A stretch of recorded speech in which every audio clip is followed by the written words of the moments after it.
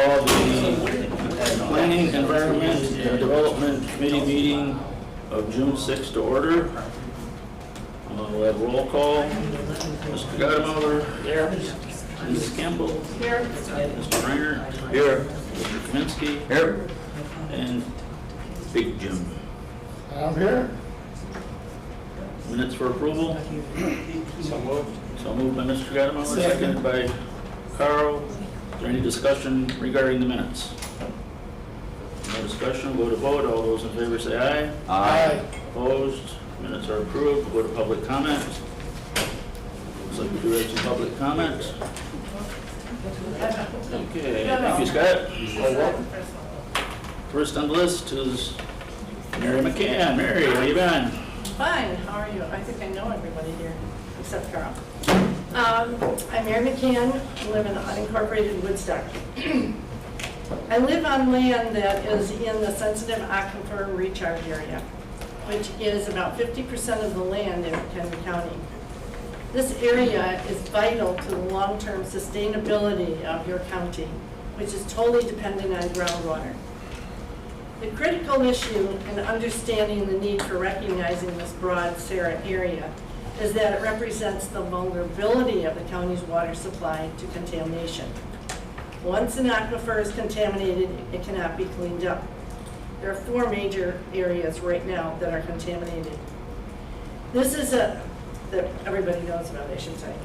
This is of major importance because the comprehensive planning process has dropped protection of groundwater supply as a topic for future consideration. Why? The topic of water supply belongs to in the RAP is the reason given. The RAP is the Water Resource Action Plan. You probably are all familiar with it, hopefully. It's not a planning document. However, for some unknown reason, it appears in your UDO, your zoning code. Under, if your parcel is in the SARA overlay district, it implements the Water Resource Action Plan to prevent damage to soil's natural rechargeability. So the question is, what part of this 400-page document is that statement referring to? Currently, there is only one requirement, and that is that if a parcel is in SARA, it cannot have more than 50% impervious surface. Is that really the only thing that should be considered? With this statement, the staff has determined that there is no further need to discuss groundwater supply protection in planning for the future of the county. The topic has been removed from the discussion of future topics in the 2050 plan. Note, in this, the RAP states, the RAP is intended to serve as a local educational resource that can help raise awareness about water resources in the county. It provides a foundation for public outreach. Ultimately, it is hoped that information in the RAP will lead to policy, land use, zoning decisions that prioritize and protect water resources. You are spending $400,000 on the comprehensive land use plan. There are 2 consultants with water planning experience under contract. Their experience is noted in the existing conditions section of the planning process that was completed last November. The lead water consultants' comments have all been ignored, left out when the visioning and key recommendations memorandum was brought to the Regional Planning Commission. The RPC gets no time to interact with these consultants to gain more insight into this issue or any other issue. The RPC has had to wade through pages, then write questions out for the lead consultant. Some questions get answered by staff. It was the staff's response that alerted me to this issue in the UDO. As the only former member of the RPC to be from the unincorporated area and live west of 47, I have a familiarity with issues that most of the other members of the RPC do not. Charlie Eldridge does have land use issue and knows a lot because of his long experience on the ZBA. The existing conditions memorandum is very incomplete. There's little data on some and no mention of other businesses that have major impacts on the economy and land uses in your county, my county. If you want a purposeful document in the 2050 plan, I strongly urge you to look further into this issue and the stormwater planning ordinance as well, which has similar misunderstandings of the purpose of the stormwater ordinance. Thank you for your time. Thank you. Okay, we have Kurt Elgaga. Kurt? If you please introduce yourself, and then there is a time limit of 3 minutes on each. Okay. I want to talk about the Kattner farm. Would that be more appropriate later, or? It's public comment. Right now is a good time. Okay. I'm Kurt Pagelic. I'm the administrator for the McHenry County Historical Society. I'm very interested in the Kattner farm because I think it could be a nice blueprint for how historic preservation and economic development and tourism can go together. I just, would urge you to make sure, I don't know what a demolition, I understand a demolition permit has been requested. I'm not sure how that was going to play out, how it will affect the other buildings on the property. So I think done right, it could be a real benefit to the county and obviously to tourism, Richardson's. But I would just urge you to check all the boxes. Thank you. Very good, thank you. Next we have Andrea Keel. Kyle, sorry. It looks like Keel. I'm Andrea Kyle. I live in Marengo, Seneca Township. I came because I read the Northwest Herald last week on the Spongy Moth, and I'm affected. So I think a lot of people can't come or won't come or might not even know about it. We are being inundated with these little caterpillars right now. So our neighbors have lost trees. I think he lost like 4 or 5 mature trees. I'm talking 65 feet tall, 200-year-old trees. It's devastating. So I want to urge you to look into the spraying. I know that you're waiting for some data. I believe they're going to be putting some moth houses or whatever out on our property. I don't know how else. I looked into it all. I know other counties are doing it. They have sprayed. Some are spraying on the 27th. There's 2 different kinds of spray. They are food grade. I do know they affect other things, but they also save our trees. Marengo Ridge is also right there, conservation district, that is going to be affected as well. Thank you. Thank you. Cindy Scruckrud. Good morning, Cindy Scruckrud. I live in Solon Mills, Illinois. I'm on the board of the W.A. McConnell Foundation, which is a fairly new historic preservation organization in the Richmond Township, Bruton Township area. So I wanted to give some comments about the Kattner farm also. I attended the main meeting, spoke at the beginning, but then had to leave. Wasn't here for your discussion, but I understand from others and from reading the minutes that you postponed the decision about landmarking the barns at the Kattner farm until your July meeting. So I urge you to stick with that plan. I guess I understand, and thank you to Renee for letting me know that it's on the agenda for this meeting because of the potential for a demolition permit. So again, I just want to echo Kurt's concerns that we heard at the last meeting that there's plans to, I guess I wouldn't call it demolish, but take down the Octagon barn, move it to the Richardson farm. While that may not be, having a building stay in place where it originally was is certainly better. I know the McConnell Foundation want to see the barn protected, so we could certainly live with that option. It sounded from what I've heard from people that this board was leaning that direction with regards to the Octagon barn. But I did want to update you that, since the May meeting, the McConnell Foundation organized a meeting with various historic organizations, with the McHenry County Conservation District, who's had a long-standing interest in land along, open land along Nipperson Creek. We know they're not interested in acquiring land with buildings. So we are trying to work out some options for protection of this property that is historic beyond just the various barns that are on the property. So, thank you. Thank you. And I hope will be here for your discussion, but I have a meeting at 11:30, so thank you. Is there anyone else from the public that didn't sign up or would like to speak? I would. Okay. Introduce yourself, please. My name's BJ Kukolka. I live at 8308 Appaloosa Lane. I'm probably a quarter of a mile from the Kattner farm. And I firmly implore you to grant the historic nature of this property. It is one of the, as you are aware, these buildings that are on it have significance to the community. And we would like them to stay in place and be protected. Too many things for are demolished and the history is gone. And I would just like you to consider that.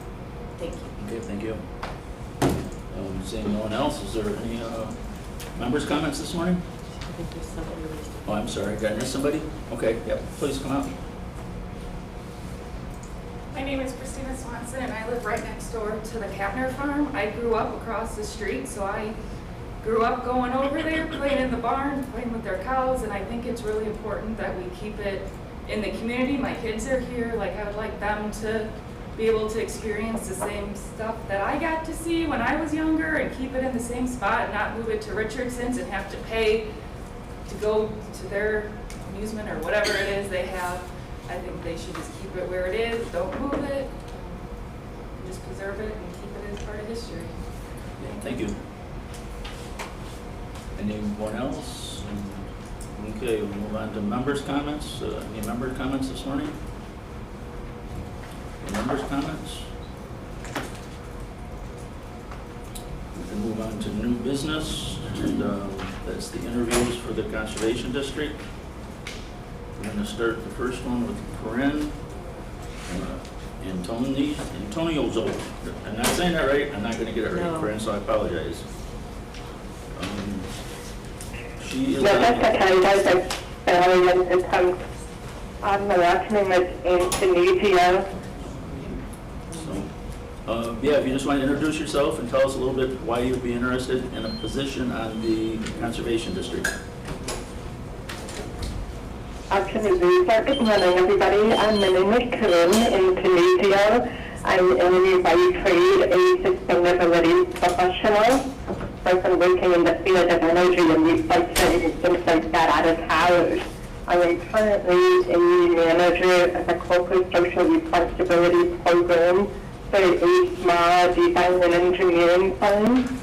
And so I manage all of our disclosures, greenhouse gas emissions, reporting, that kind of thing. And we're a small global firm, so I also partner with our firms across the continent in other countries. So that's what I do by trade. I'm also currently a volunteer board member for Friends of the Forest Preserves of Cook County. And it's a great organization, and I love serving on board. But this opportunity to be closer to home popped up, and so I'm very interested in it. I live in Cary, and my entire family's been in Cook County for the better part of 3 decades now. It'd be nice to be closer to home and be more involved with the Conservation District's initiatives.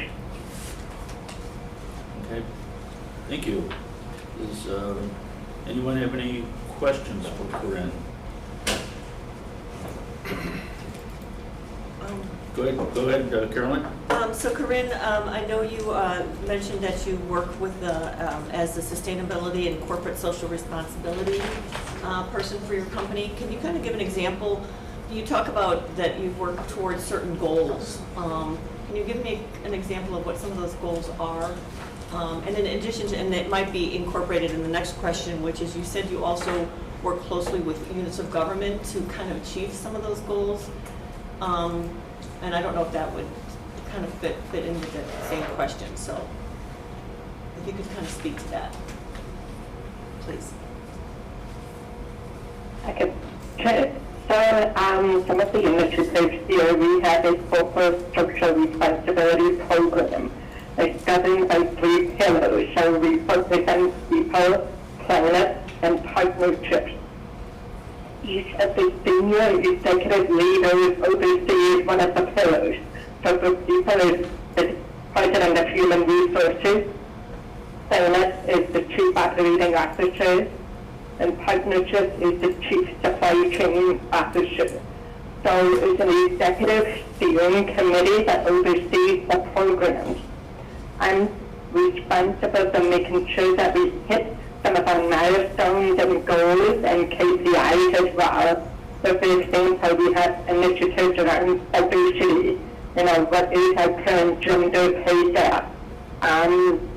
Who are we promoting the leadership positions? What are the demographics? Hiring and retaining new talent, making sure that we are providing equitable experiences for everyone that applies in our company. We also, for the planet part, we have multiple goals. So we operate several warehouses. So we have a lot of energy reduction initiatives.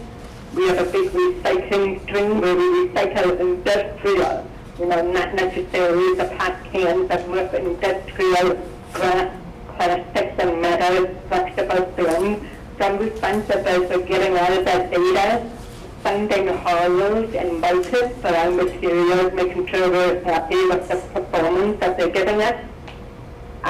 We have a greenhouse gas reduction plan, so we purchase renewable energy, and we've just gone to green natural gas, so we're hoping to hit carbon neutral by 2025 for our Illinois building.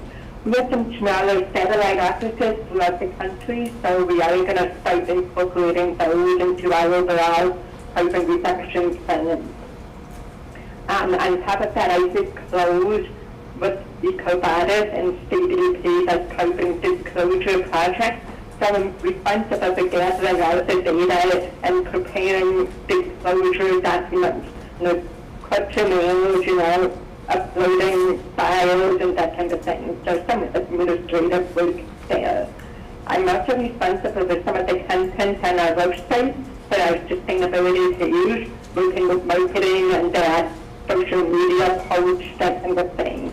And so with the government entity, I don't necessarily work with any government bodies. Sons of the Forest Preserves is a non-profit. We do restoration work in the Forest Preserves of Cook County, because Cook County doesn't necessarily have the resources to do restoration work.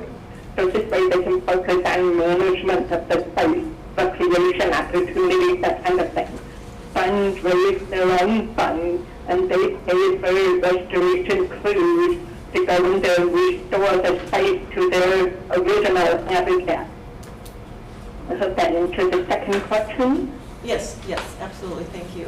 And so you were planning on, if you were to do this, get this appointment, you were planning on then maybe moving away from your role with the Friends of Cook County? Is that you're thinking about trying to do something closer to home is what I'm understanding? Right, yes. Okay, all right. Yeah, that's correct. So I'm in my second year of a 3-year term. So if possible, I would love to kind of finish that out. And at the same time, I'm going to work to identify a board replacement so that we're not losing some diversity on that board. And then I would love to do McHenry County firsthand if possible, have that be my only board assignment. Okay. Very good. And anyone else? Anything for Corryn? Okay, Corryn, thank you very much for applying. Thank you very much. Very I good. appreciate your consideration. Yeah, thank you. Okay, next we're going to move on to Wieczorek. sure if he's up in the hall or something.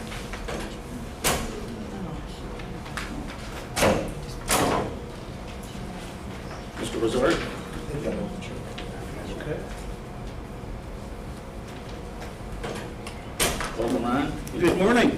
Please introduce yourself and tell us a little bit about why you want this position with the Conservation District. Arne Wieczorek, worked in human resources, lived in the Hebron area for a number of years. Going through a transition in life where I want to give back in some shape, way, or form. Besides a national park, the McHenry County Conservation District is something I care about, I support. I've used the trails. I've always been very impressed with the organization. Okay.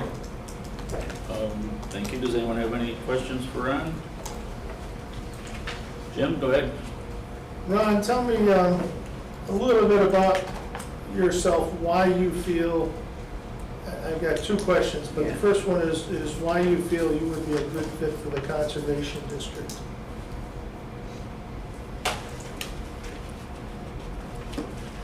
I've grown up in an employee-owned organization called Scott Forge, and we're very big proponents of servant leadership. And I find a certain joy and passion in giving to others. When I read about everything that McHenry County Conservation District has done, I approach it with a humbleness, a humility, and even though I haven't met you all, just values that I admire and that I share. So you want to give back to the community, and you want to give back to something bigger than yourselves. And that's something that really, really resonated with me. So it's within the context of just wanting to give back. Okay, my second question has to do with buildings. Conservation District, and I know we've got an issue here today of old buildings. But Conservation has bought a lot of farmland over the years, and there's a lot of buildings on those. And with limited resources, do you see any way to maintain those old farm buildings within reason, to remodel, to fix, or are they going to just continue to deteriorate? Well, that would be a function of the funding. So if you had the funding, you could certainly look at it on a case-by-case basis. I would love to preserve the buildings, but I would have to see what it is we're preserving. So if it was a hazard or dangerous, I don't know if it would be possible to preserve. So you'd have to be on site, take a look at it. But my preference would be to maintain if possible. And that's fair enough. Yes. Because I know it takes a lot to maintain them. Yes. Thank you. Okay, anyone Thank you. else? Carolyn, go ahead. Oh, no, go ahead. Okay, just in addition to wanting to give back to the community, and I appreciate that, I think that's great that you're willing to do that, because I think that's really what makes the county great, is that we have a lot of people willing to give their time. So, what else do you think, in addition to that, what else do you think, I think maybe combine it with one thing about the Conservation District is going to face challenges over time. What do you think is the biggest challenge that they're facing over maybe the next 5 years, and what can you do to help with that? When, in addition to giving your time, how do you feel that you can contribute to meet those goals over the next 5 years, or some of those challenges? Yeah, so the challenge is, it's impressive what the Conservation District has done. I was doing my homework in, my goodness, close to 26,000 acres, 35 sites open to the public, hiking trails. So I'm pretty passionate about people. That's my background, human resources. I think possibly where I can add is building up that group of volunteers, going out to actively recruit and share the cause of saying, hey, this is something bigger than all of us. But as urbanization continues to encroach on us, both from Harvard, I'm not anti-progress, by the way, in the business. Over from Lake Geneva, coming up from Woodstock, going from Richmond.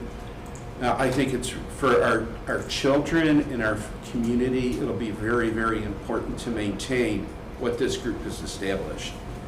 So I would see myself as standing on the shoulders of others, wanting to continue that stewardship and to leave it better than how I found it. And possibly one of the ways would be to increase that volunteer group that this body's put in place.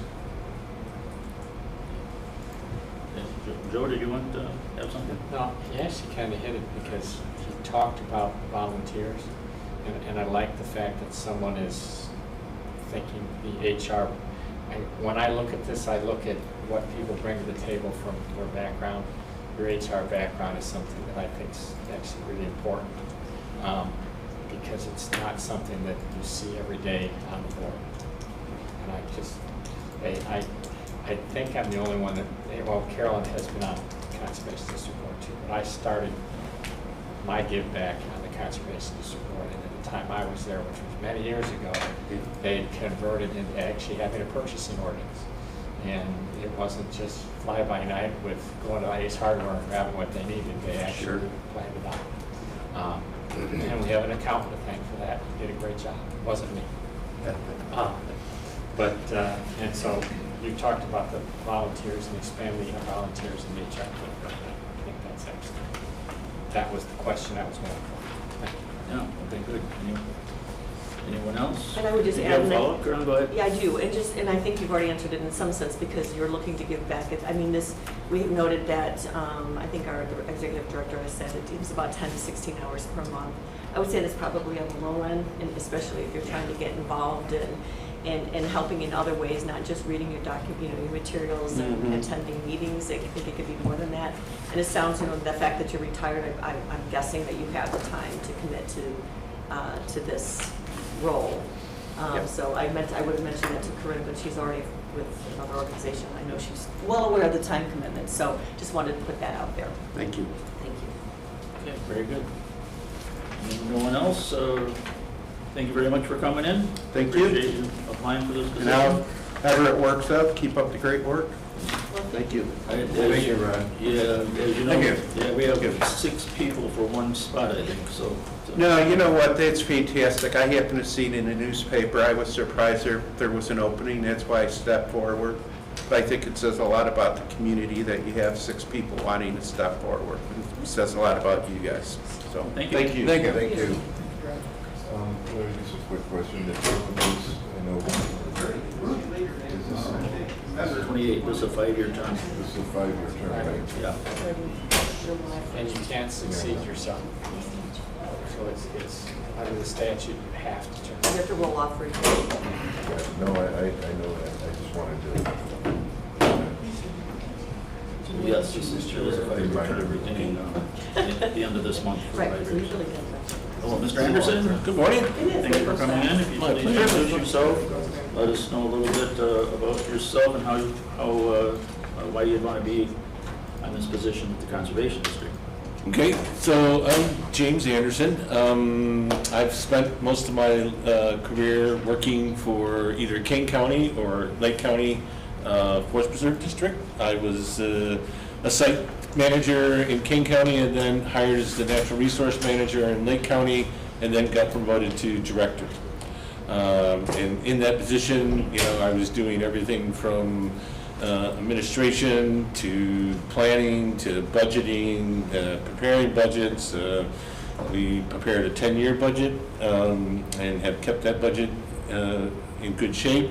But we also, my main responsibility was looking at ecological restoration and protection of the land. So I've lived here for a good 28 years, living in Oakwood Hills.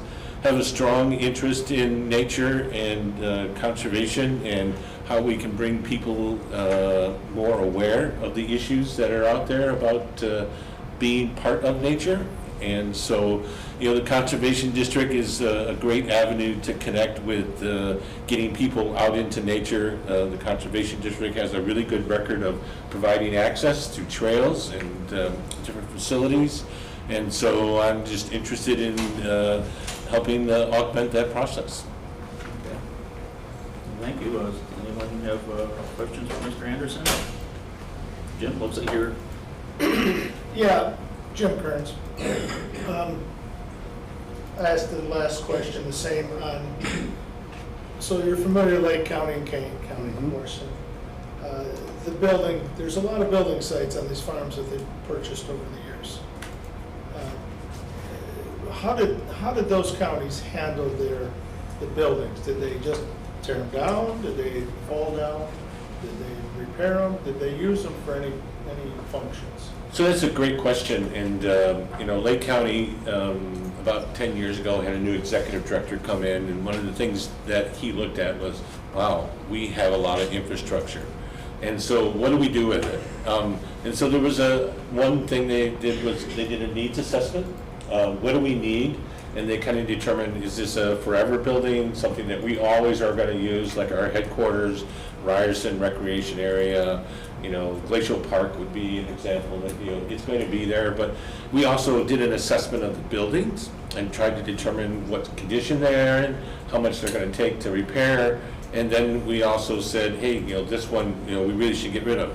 They had several homes that were being used by Forest Preserve staff as residencies, and they slowly got rid of those, started to decrease those numbers, so they decreased their cost of infrastructure maintenance, but also reducing impervious surfaces. So they have looked at a lot. Lake County, as you know, Lakewood Forest Preserve, used to have a big working farm on it, and it was there.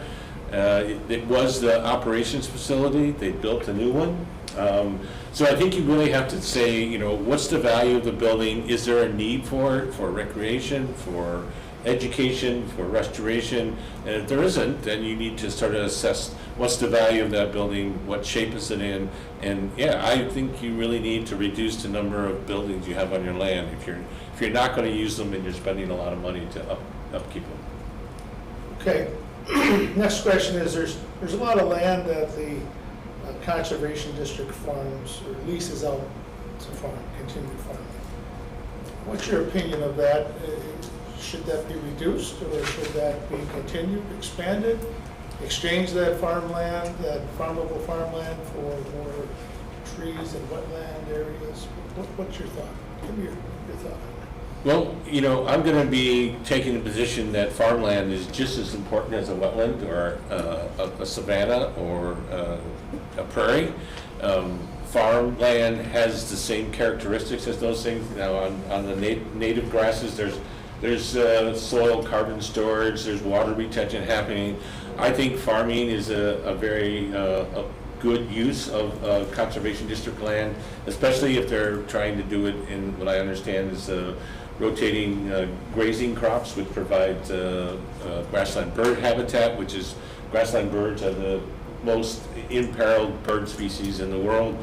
So I think there's a use for it. I think there's also, Kane County was very fortunate to start an agricultural protection program where they bought up the development rights. But I think having that property,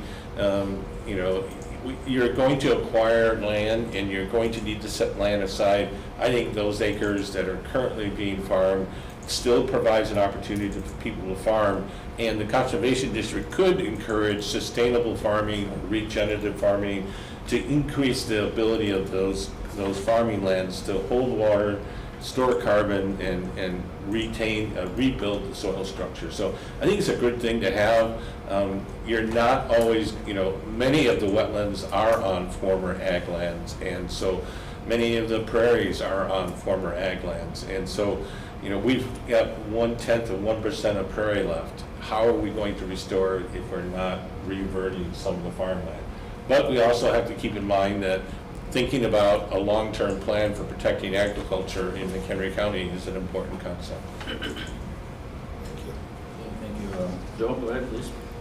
So you've got experience in Kane and Lake. what do Cane and Lake do that Conservation District in McHenry County is not doing? That's a good question. Because both Cane and Lake are forest preserve districts, and so they have a little different mandate.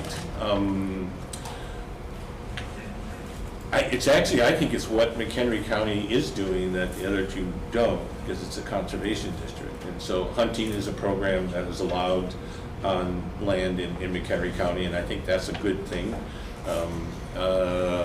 The other thing is, I think McHenry County is a little bit less park district-like, where Cane and Lake are more park district. Actually, Lake County is holding the Special Park Districts Forum here in a week. And so I think McHenry County is not what you don't have, it's what you do have, and it's a difference of how you manage your land through the Conservation District Act. Thank you. So Jim, I know that you know full well what the job would be all about and the time commitment it would take. And so all I guess I would add to the questions that have already been asked is, what do you feel is one of the biggest challenges facing the Conservation District specifically, maybe over the next 3 to 5 years? I think there's two things that is involving all of the conservation areas throughout the Chicago area. And that is thinking about how we're going to continue to be prosperous, allow development to occur, but at the same time be thinking about how we're going to deal with flooding issues, clean air. This spring we're dealing with an incredible hay fever, allergy season, and so we need to find that balance. And the protection of land is really important, and I think it needs to be done strategically. And so we need to be thinking about protecting our water courses, so protect the streams and even the headwaters. But we also can do that by working with farmers to do certain things. We can do that by working with developers to not plant Calgary pear. It's become one of the most insidious species on the land right now. And I think there's the other aspect that McHenry County, the Conservation District, needs to be thinking about. Okay, we own so many thousand acres, I think it's 27, and we need to take care of those acres. At the same time, thinking about how we expand to allow people to be prosperous in the county, prevent water from being a flooding issue. And conservation land with nature-based solutions is the most logical way to do it. Jim, did you have a follow-up? I'm sorry, Just- Charles, did you have something? Go ahead. Working, like you said, in Lake County with the forest, how are you dealing with the gypsy moth there? And what would you do there to try here, since it's becoming a big problem? So gypsy moth is an interesting critter. It is not managed by the Forest Preserve. It's managed by the Department of Agriculture, I believe.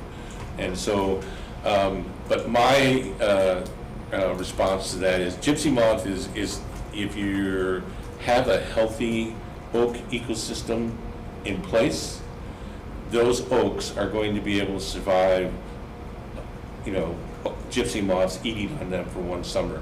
I think the eradication program that the state is doing helps, but I think the biggest thing is to, and it's going back to taking care of what we own, is making our ecosystems that are out there as healthy as possible. So that means getting rid of buckthorn, planting new oaks. Most of the oaks in the region, I partnered with McHenry County doing the historical oaks, and we have a lot of old oaks in this region, and we need to replant new ones. We need to replant thousands and thousands of them, but we also need to make those that we have healthy by getting rid of buckthorn and reestablishing the native vegetation underneath. Then when something like gypsy moth comes in, they can withstand it because they're healthier. Cool. Great. And Jim, did you want to? My one last question was, and I don't know if Cane or Lake does it, but what's your opinion on solar farms and conservation? I only ask this because some people, I hear this debate back and forth between people say, let's put solar farms in conservation district, let's not. I think if they're going on buildings that's a good thing for the Conservation District to consider. My understanding of solar farms and that they kind of have a size restriction, about 20 acres. I'm not positive about that, but a lot of them are being put on 20 acres of farmers, and so you know, if you're going to put solar panels someplace, I think it would be best to try to put them on buildings and try to incorporate them into your structures that you have, so that those buildings are becoming net zero buildings. So do you think there's a place for those solar panels on Conservation District? There could be, yes. Do you, Jim, just for clarification, do you mean Conservation District land or Conservation District property? On Conservation District land. Land, okay, because you're talking more about putting them on buildings, which. I'm talking about putting them on buildings, but. Oh, so, but you will, but, okay, yeah, sorry. Yeah, if the land is appropriate, I can see that happening. Okay, Yes. thanks, I was, thank you. Yeah. Anyone else? Just, Yeah, go ahead, John. you know, what do you see as more important, land acquisition or preservation? What we got? So that's a burning question, and you know, 35 years of experience tells me that protecting the land is way more important, because once it disappears, you cannot get it back. But I'm not going to say that taking care of the land is significantly less important, because if you don't take care of it, then it's, you know, but, well, it is buckthorn, or, you know, going back to the farmland question, you know, having land in farming as a set aside until you're ready to do restoration is a really good use of that land, because it does keep out the invasive species, the buckthorn, the Callaway pear, although Callaway pear is actually invading ag lands and becoming a big issue. So I think acquiring land is really important. You know, you're going to say, well, how much is enough? And you have to sit down and look at that. And so we shouldn't be saying, you know, we should have 50% of McHenry County as protected land. But we should be thinking about, and I'm pretty sure that the Conservation District has done some little strategic planning about what lands are important. And so I think some of those should be acquired, and as they move along, they should also be thinking about how to protect that land. Okay. Thank you very much. Thank you. Thank you for interviewing. Thank you. Yep. Thanks for your honesty. Okay. Next we would be Rebecca Hegner. Yep.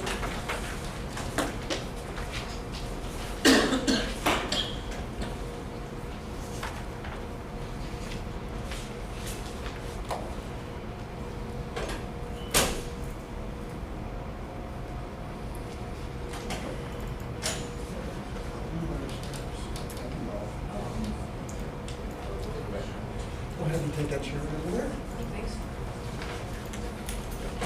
Good morning. Good morning.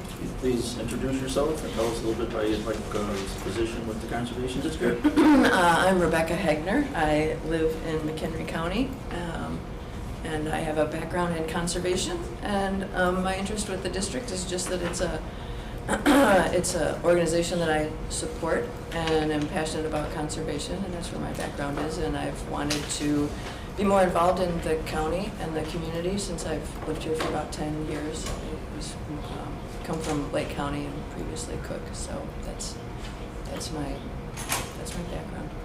Okay. Anyone have any questions? Go ahead. So Rebecca, you applied last year, and I did. And so you were with the Lake County Forest Preserve. At that time, are you retired from there? Yes, Was I that am. the, Yes. Okay. And you also, I think, are you now with the Savannah Institute? Correct. I'm the chair of the Savannah Institute. I was on the, I think I got on the board in 2017, and I've Okay. been the chair for about the last 3 years. Okay. Are you familiar with the Savannah Institute? Well, you had mentioned a little bit about it, and I kind of went back and looked at it at the time, and I meant to go ahead and look again. And can you tell us a little bit about what that is? Sure. They're a nonprofit organization that's focused in the Midwest on agroforestry specifically. They started out, when I was on the board in 2017, there was 2 co-executive directors and 1 staff person, and now there are, I think, 38 staff and multi-million-dollar grants that they get, but they focus on supporting agroforestry and converting farms and helping farmers make that conversion to putting trees on properties. Okay. So something that they want to do, that you assist them in their process. Mhm. Okay, interesting. All right, so you started in 2017 on the board? Correct. Okay.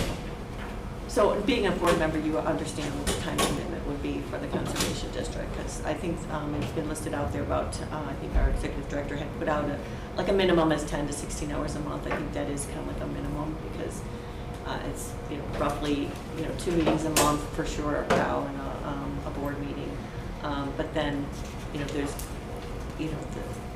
being an advocate on behalf of the district is important, and getting out there and interacting with other government officials and just being part of the process. And they do have other meetings. So, and I would assume that would be something you could do in addition to what you're doing currently? Yes, absolutely. Okay. Yeah.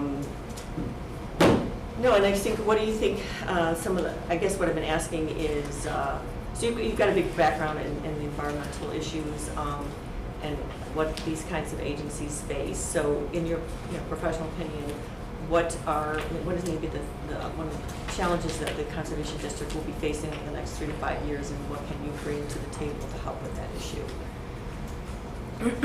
Well, I think there's a lot of things going on right now, but it's not just one thing. I know that's not a really fair question. There's just so much, but I can just name one that comes to mind. I think since I have, it was just came up is resiliency in our lands and farming, and the way that we farm and making that transition, and the challenges to that, and funding for that, and mindsets around that is a challenge. I see some areas in McHenry County that I'll see a prairie strip in the middle of a field, and I think, oh, that's great. How did that happen? Who was interested in that to bring that there? And so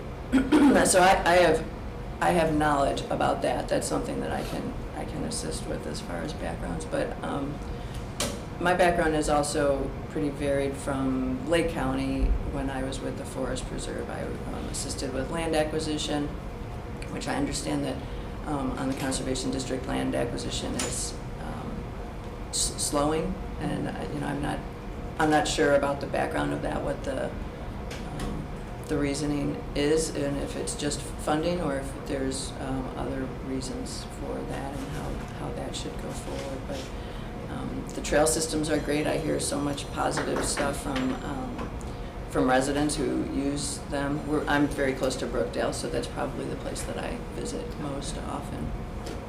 But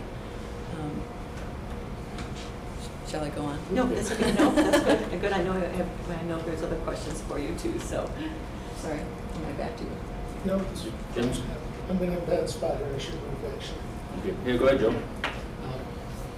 What in your background do you think would really help the Conservation District? What can you bring that they're not doing that you can bring to them? Well, I have a background in policy from the Lake County Forest Preserve. I wrote some policy, and then I assisted a lot in reviewing policy, and as well as just contracts and for large projects on the ground. So I think it helps to have someone that's familiar with all of that to be able to put eyes on it and make some recommendations.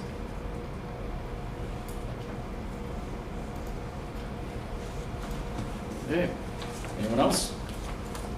No? Okay, thank you very much for coming in. Appreciate you applied for the position. Thanks.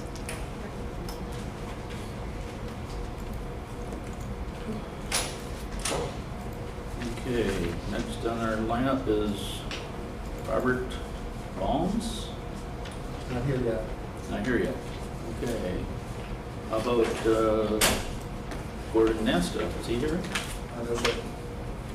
Not yet. Not yet. Are we ahead of time? I don't know. We probably are a little bit ahead of time. You guys? 9:20. It's 9:20. Actually, no, we're right on time. Right on time. Wow.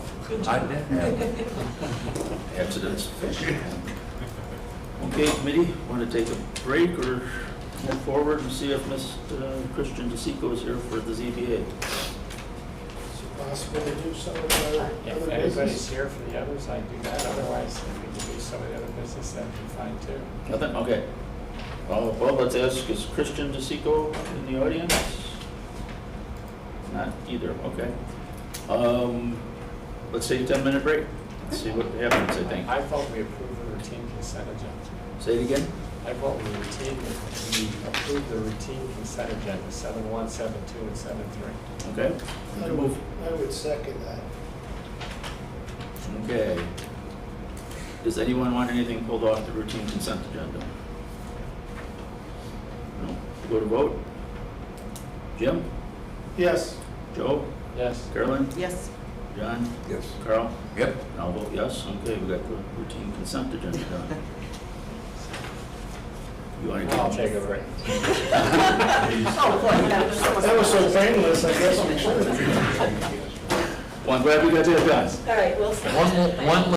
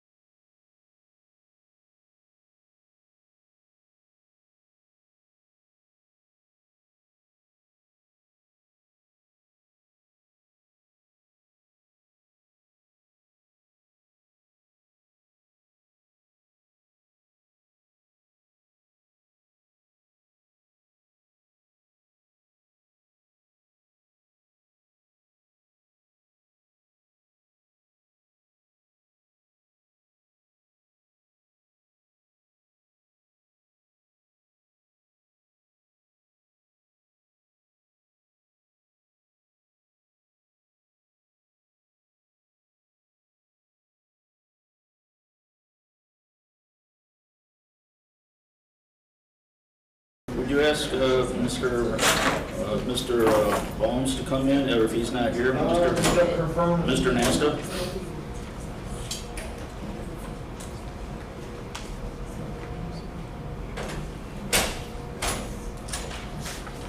I did not see him. Mr. Nasta, then, please.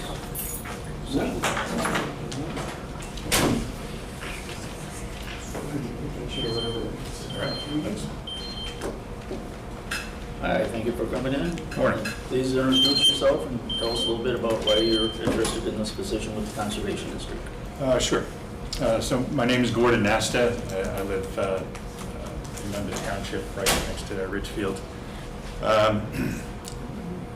Retired a few years ago.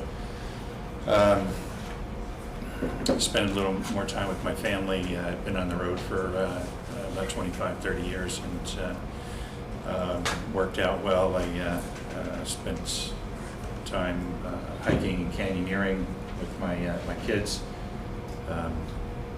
Last year, my son moved to Italy, my daughter moved to California, so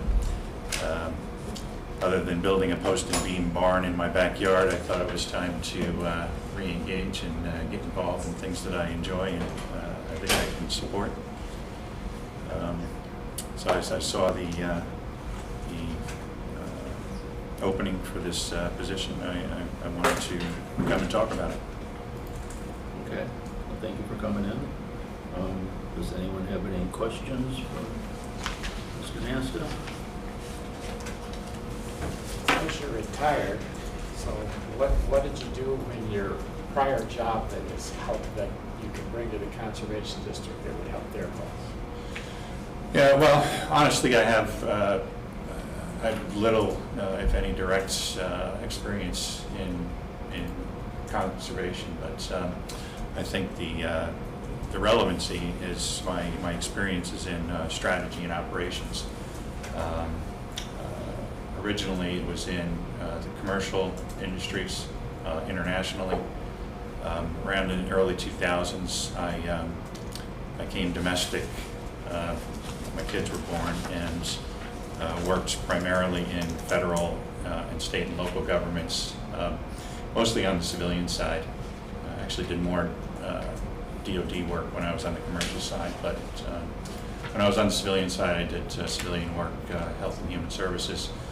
So I think what I can bring to the table really is the analytics, problem solving, critical thinking, the operations, the strategy around being able to look at the big picture and solve the problems that need to be solved. Great. Jim, go ahead. So I've asked some of the other ones this, and about the solar farms on conservation land, your opinion if we should put solar farms on the farmland in the conservation districts? I guess that's a complicated question for me. I'd have to research it a little bit more, but on the surface, I think there's benefit to the power output of it. I don't know what the environmental impact is to the actual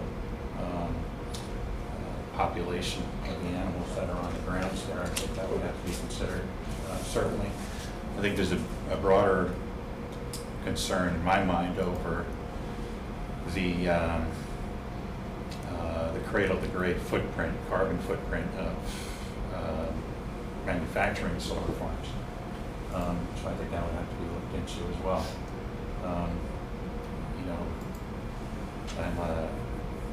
I think there's a myopic focus on the energy output of things like EVs and solar and wind farms, but there's a little bit of there's some blinders on in terms of what it takes to create those producers of energy as compared to others. So there's a lot of elements involved that need to be taken into account. It may be location specific, depending on what particular populations that would be impacted. Okay, no, I appreciate that honest answer on that. The other question that I've been asking also is about the farm buildings, on all the conservation land, as they buy up farms over the years, and all these farms have the old dairy farms and dairy buildings and different buildings. What's your opinion on those buildings? Do we spend the money on them to fix them up? Do we do a little bit of maintenance on them, or do we just tear them down? Well, owning some old farm buildings, that could be a real rabbit hole. So, again, I think it's a case-by-case situation. Some farm buildings they're just not worth saving, and it's a tough decision to make. You know, you can get really nostalgic about that, but I think, you know, for safety considerations, it's probably better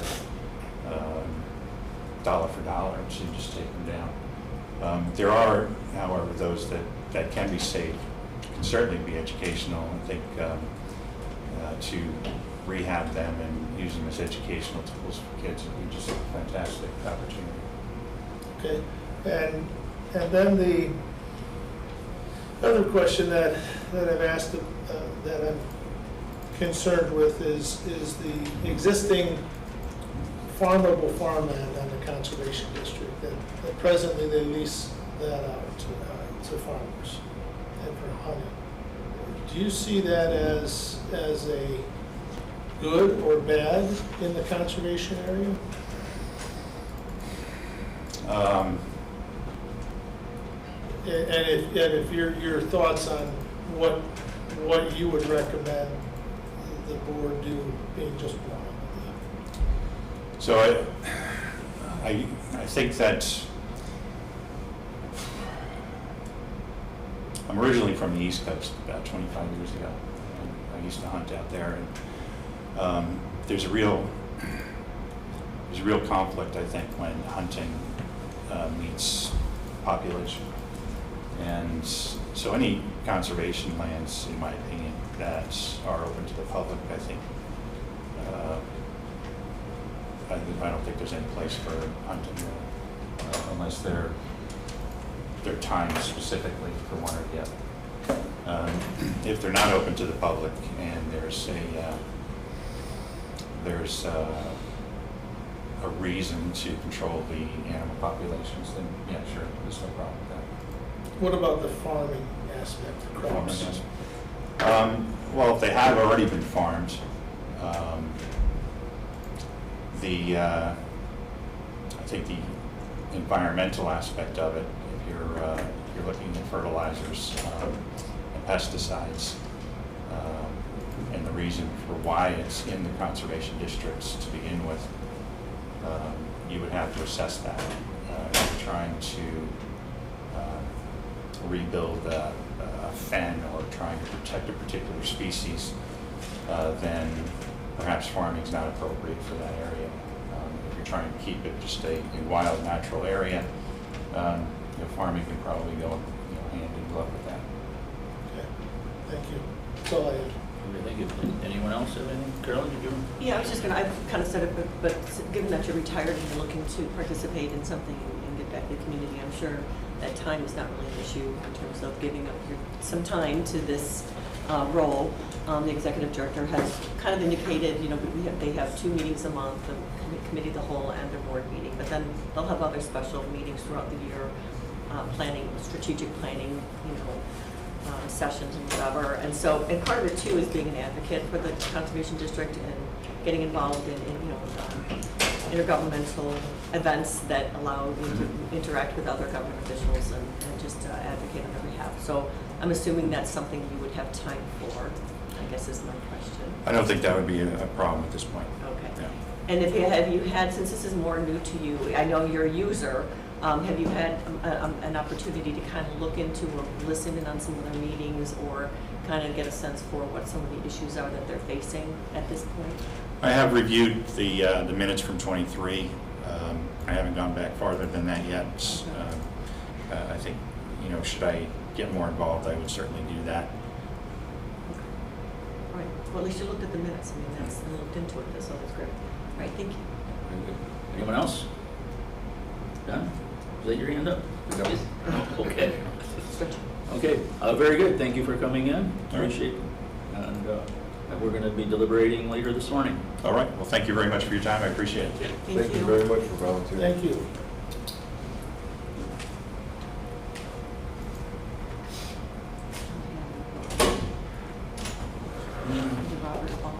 Scott, Robert Balms. He is not here. We do have Arne Waltmire here for ZBA. Okay. I think we'll just go ahead and go right into the ZBA interviews then.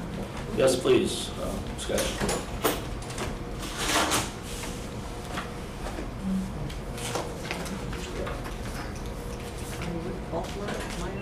Yeah, he'd be number 2 on this.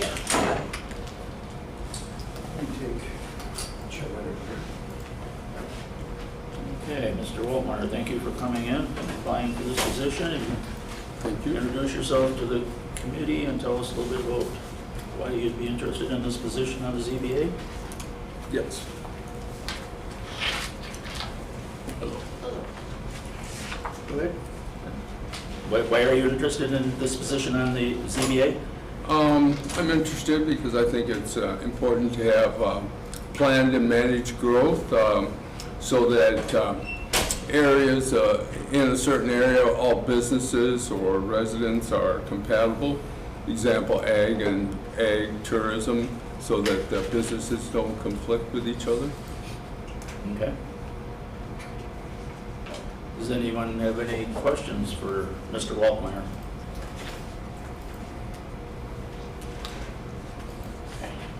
Go ahead, Joe. Have you ever been involved in a zoning petition before yourself for any project anywhere? Towns, cities, municipalities, or at the county? No, I have not served on a county board of I appeals. served on the petition, so, but like, if you ever petitioned to change zoning for your own property or for No, I something? have not. So.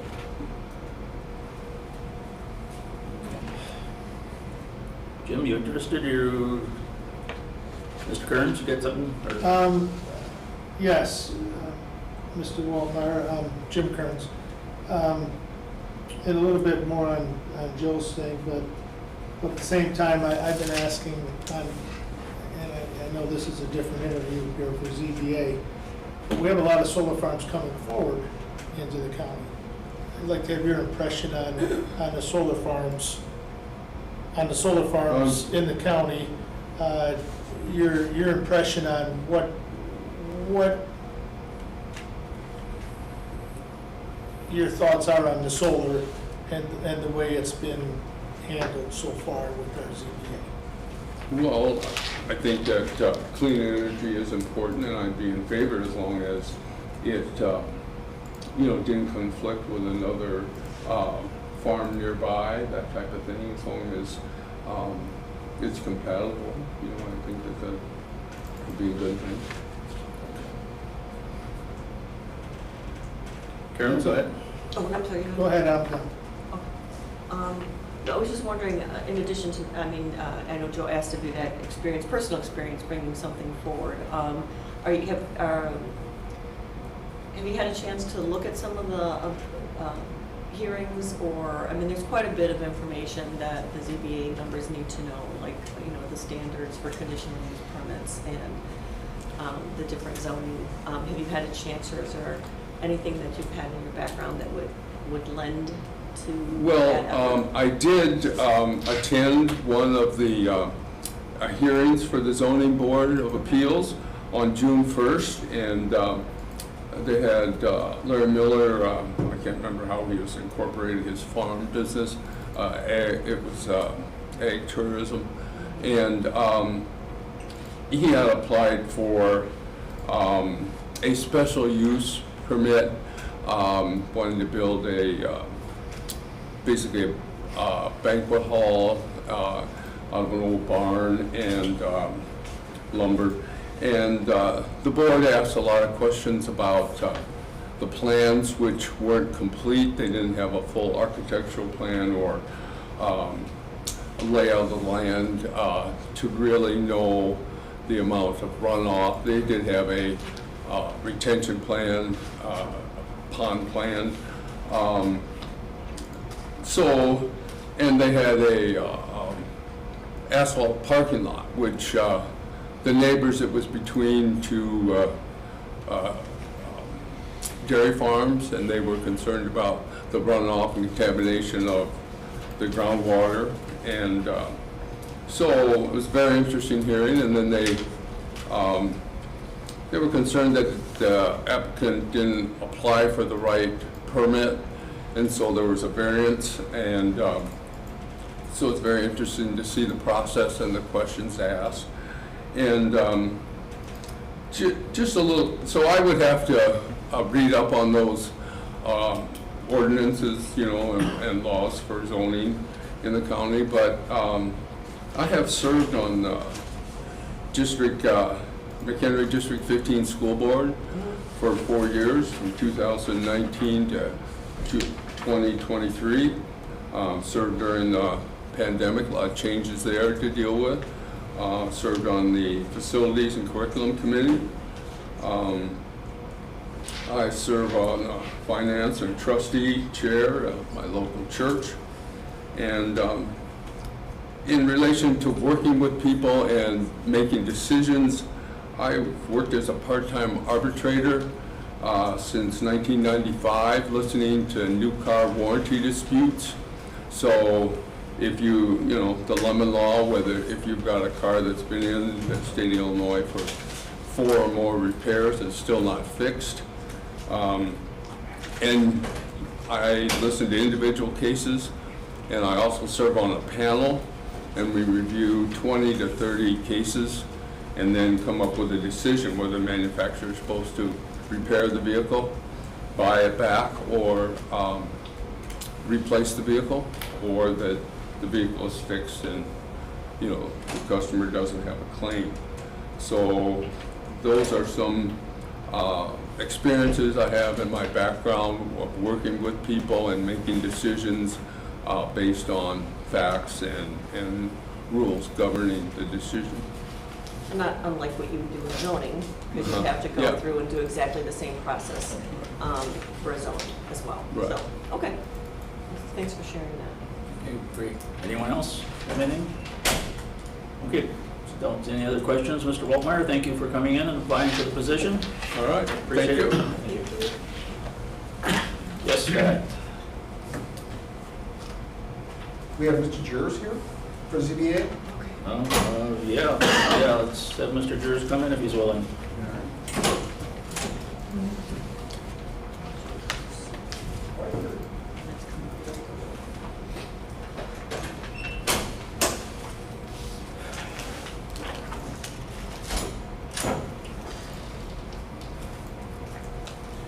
You take that chair right over there, please.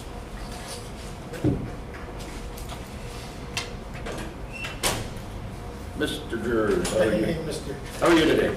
Please. Very good, thank you. Please come on in and introduce yourself. I think you probably know everybody, but.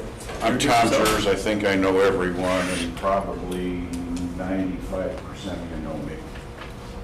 So, and you're currently on the ZBA board as a substitute, correct? Alternate. Alternate, better word. Alternate, it's what the Yeah, job title okay. says, alternate. Alternate, and you're applying for the full-time position now. Correct.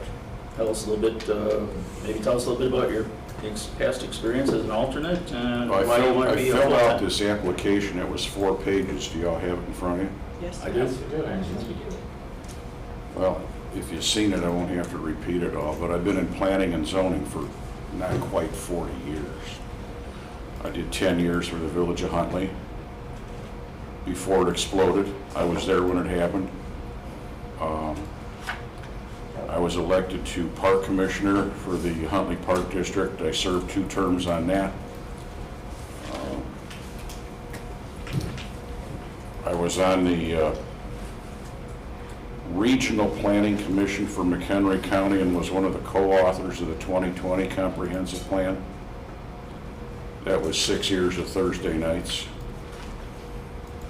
And I am presently serving on the Coral Township Planning Commission as its president. Been doing commercial real estate and land for 35 years. I know a little bit about dirt. Okay, very good. Anyone have any questions for Mr. Jurs? No, Mr. Jurs for a I number knew of him years. when he got here. So, I do have a question, because Please. I just wasn't familiar with how many CBA meetings you've attended as an alternate, or participated in. 20 to 30, I'm guessing. 20 or 30s? I'm not sure. No, that's okay. I study this stuff when they send it, because you don't know when you're gonna get called. Okay. So you gotta study all of them. And if you got time, you got the opportunity, go out and visit the property, take a ride around and talk to the owners, and then you don't get called. But you better know something if you do get called. And one day they called me and I was on my way between Woodstock and Crystal Lake, and they said, "Can you be here in an hour?" Yeah, see you in an hour. And I did what I had to do in Crystal Lake and I made it here. And I don't remember what the hearing was, but I had seen the property and read the text that they emailed to me, and I sat down and spoke about it like I knew what I was talking about. That doesn't happen too often with short notice. Usually they tell me someone's sick or someone's on vacation. Can you be here next Thursday? Yeah, sure. So the 20 or 30 that you speak of is properties that you reviewed to be prepared, not necessarily attended those meetings. Is that what I understand? You got it. They send you, the staff does, every hearing. Yeah. Whether you're scheduled for it or not. Sometimes you don't know till that day if they need you. Yeah, okay. So I do, I mean, it's a lot of reading, and 3/4 of them go in the garbage because I don't attend. Okay. But I still, and you know what's coming and you know what's on the agenda. So how many do you think you actually attended? Do you remember? Or I don't. 5 or 6 or? More than that. More than that? Okay. That's fair. That's good enough. Anyone else? Procedurally, if we move his position up, can we fill the other one now, that alternate vacancy, or do we have to republish? We would have to test that out. I would think you'd have to republish that. I wasn't certain myself, so. This is more of a question for you, and I don't know that this is actually an issue because you were already serving an alternate, but you were the president of the Corryn Township Planning Commission. Is there any? It's like, not the same. It's not the same kind of. On the conservation district, by statute, you can't be on anything else. But I don't believe there's, you know, I suppose in theory it'd be if it was his own land, and I don't think he lives in Corryn Township. I live in Corryn Township. Or Corryn, but I mean, if it was your own piece of property, you'd have that type of conflict come up. But it's not the same as. Corryn Planning meets as needed, which is about once every 3rd year. When a new building goes up. But the concern is if the two roles conflict. There's no conflict. Okay, seeing no more questions, thank you for coming in and applying for the position. Thanks, Tom. Thanks again for stepping up, Tom. Good to see you. Took me longer than that to shine my boots. You were late, by the way. Awesome. I'm joking. Appointment was 10 o'clock, it's 5:02. See how efficient we are here? We're efficient.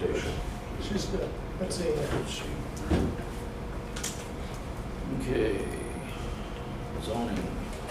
Got those two done, we're looking for, yeah, let's see.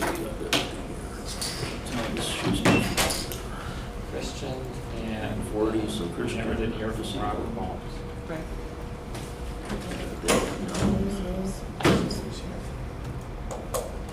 How long do we wait on that one? Huh?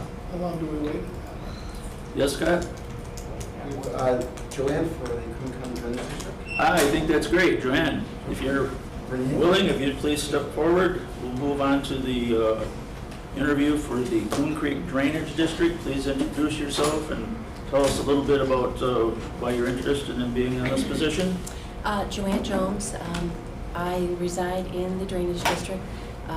My farm, actually the creek goes through the farm, so on both sides.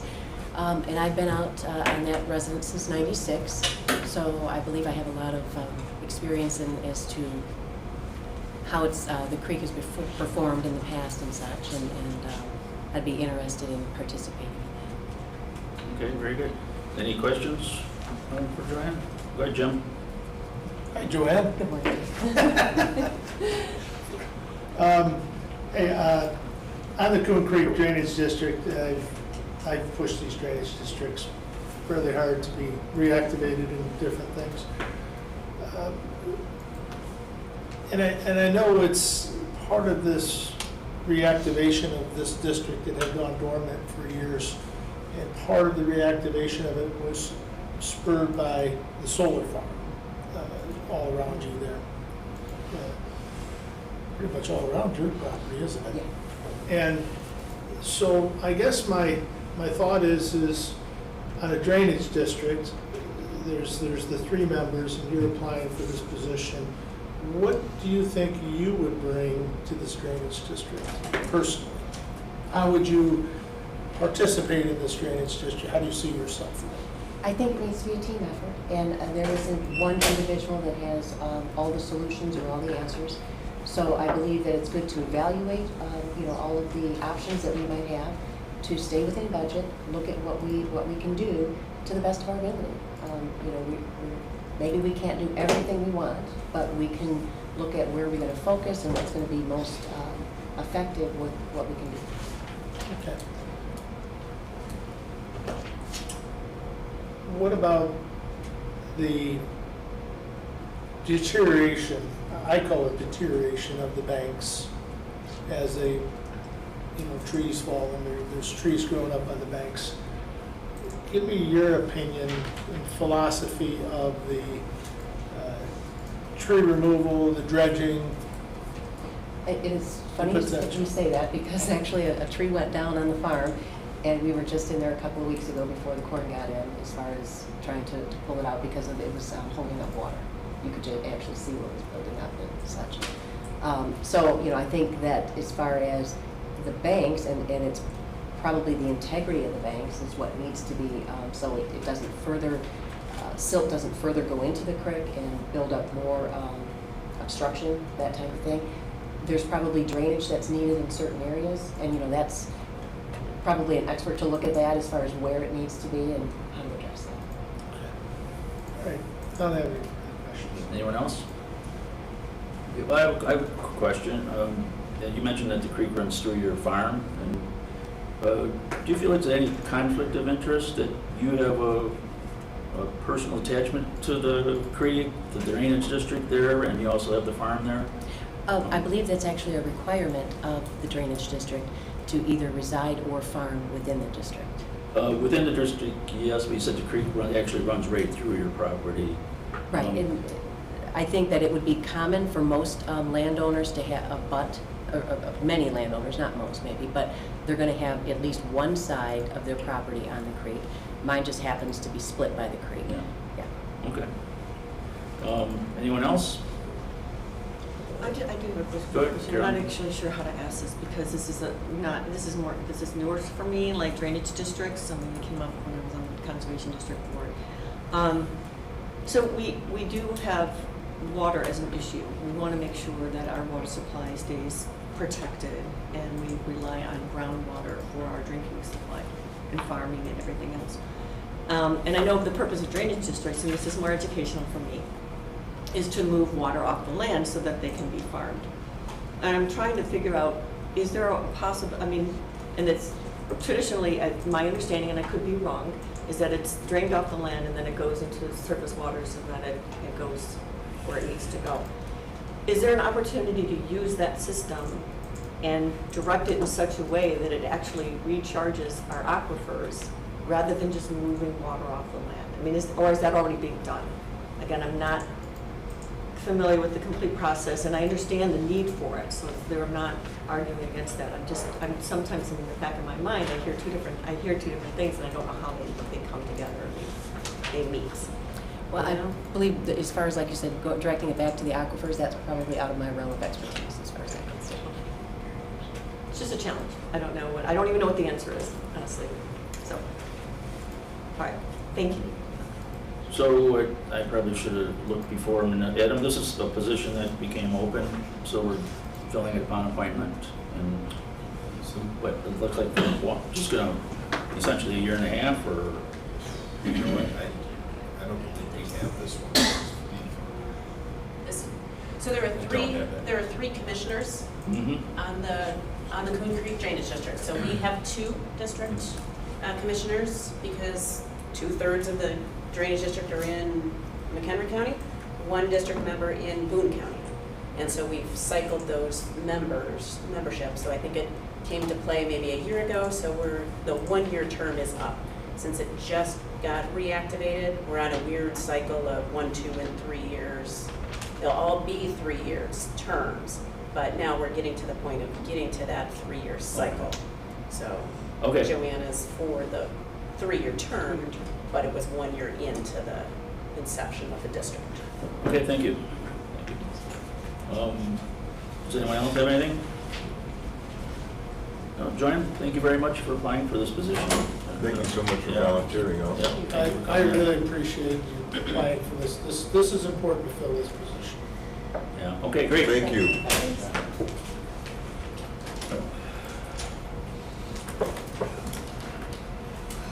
Okay, we have 2 interviewees. Scott? Okay. Well, I would, we could take Joann first.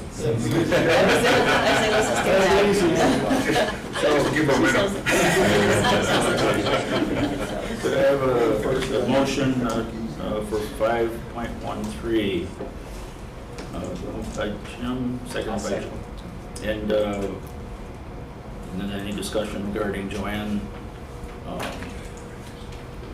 Jones's application? You know, last year she applied for the position also last year. You had a lot of applications last year. I think you had like 12 or something like that. It was quite, and she was a good applicant. You know, I think she was well received by your committee last time. I've known Joann's family for a long time. I think she's a hard worker and puts real good Okay, good to know. efforts into it. You know, anyone else have anything? She seems very reasonable, really good answers. Yep, I agree. I think she'd make a good member. So no further comments, so vote on whether to move Joann Jones forward. Jim? Yes. Joe? Yes. Carolyn? Yes. John? Yes. Carl? Yeah. Myself, yes. So Joann Jones will move to the full board. Approval. And now we are going to decide whether we want to move forward with the Conservation District deliberations. Robert? Well, no?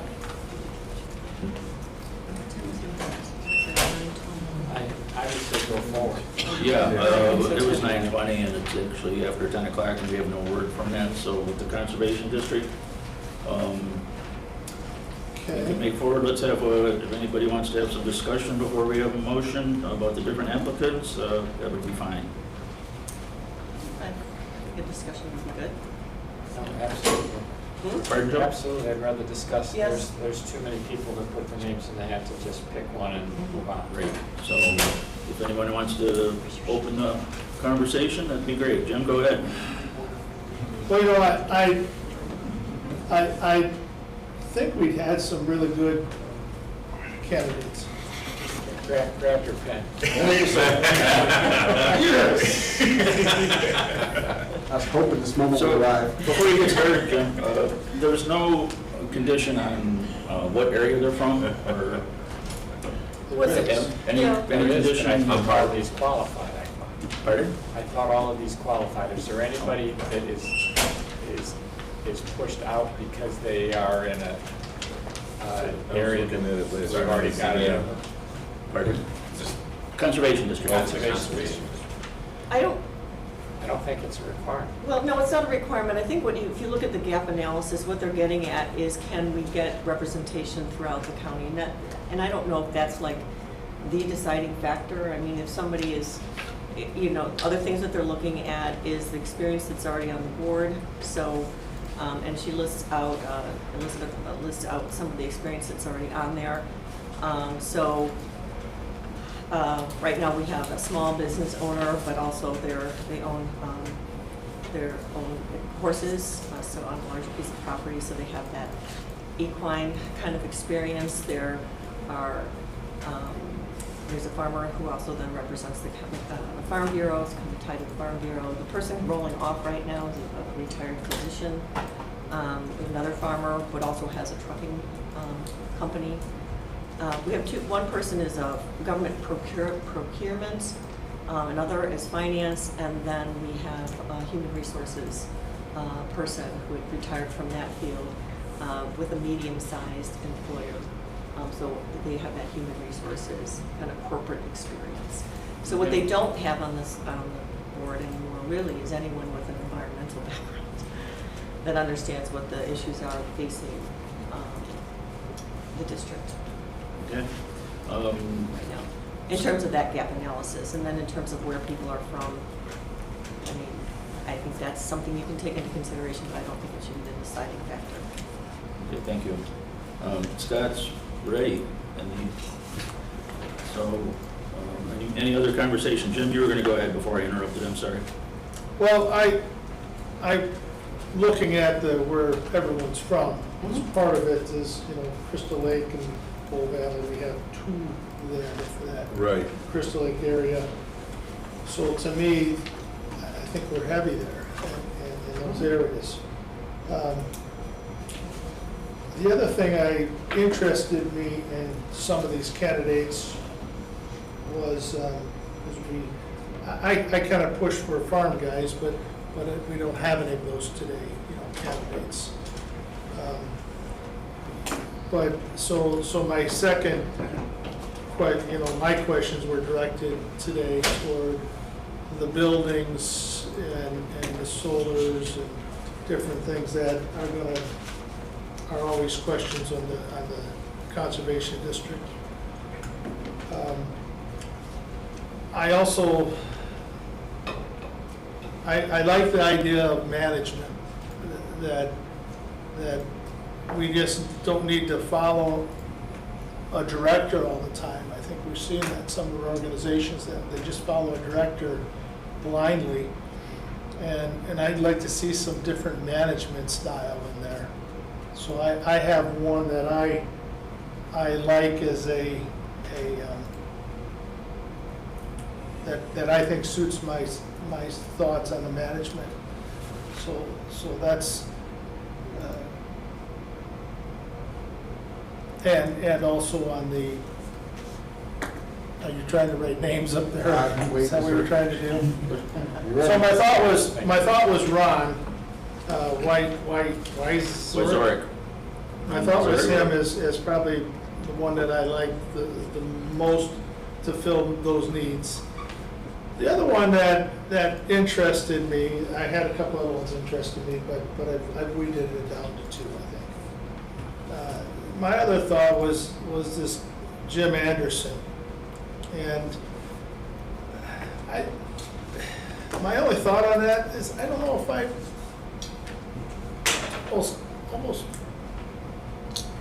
almost too much on the Lake County and Kane County area. I don't know if we need any more of that, and that was my only thought. I liked him.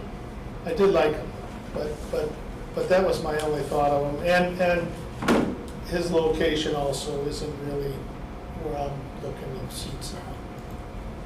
Okay. So, you get those two names there? Yeah. So I will point out one other thing too to keep in mind. So next year we're going to get 2 more people rolling off. Right. Yeah, it works out that there's 7 board members, and twice you have 2 people, and the other years you have 1. Right. So one of the things to just kind of keep in mind is maybe the location isn't ideal. Next year we're going to get 2.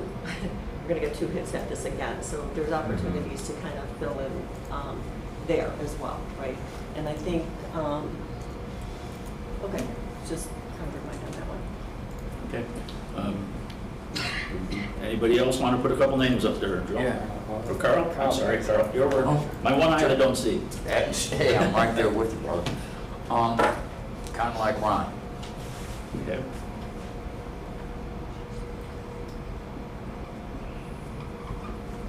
Didn't have to put mine in, no. Oh, sure. So the first names for the candidates, last names for the commission. Carl, do you have a second choice, or you just want to stay Yeah, with that? I'm kind of on the fence with, like what Mr. Kearns was talking about Jim. Those were my 2, you know, first and second. Okay. Do you want to put a 1 by Kearns and Kaminsky there by Ron's, and a 2 on the other one? Sure. We'll just count up 1s and 2s maybe a little bit. Okay. Anyone else? Well, for whatever it's worth, I thought Jim looked at my paperwork while I was out of the room, because those were the same 2 people that I had. I'm more inclined to be Ron than Jim in my, but those were the 2 people on my paperwork that I had come to. I also like Rebecca, but the problem I have with Rebecca is the same problem I have with Jim, and that is that there's loads of experience in Lake County, which isn't always bad, but it is a different organization. It is a, Jim pointed it out. It's a forest preserve versus a conservation district, and they do have different measures. So if I would be the 1 and 2 the same way. Okay. Don? Well, I concur with Ron's, because of his location in there, and also his long time.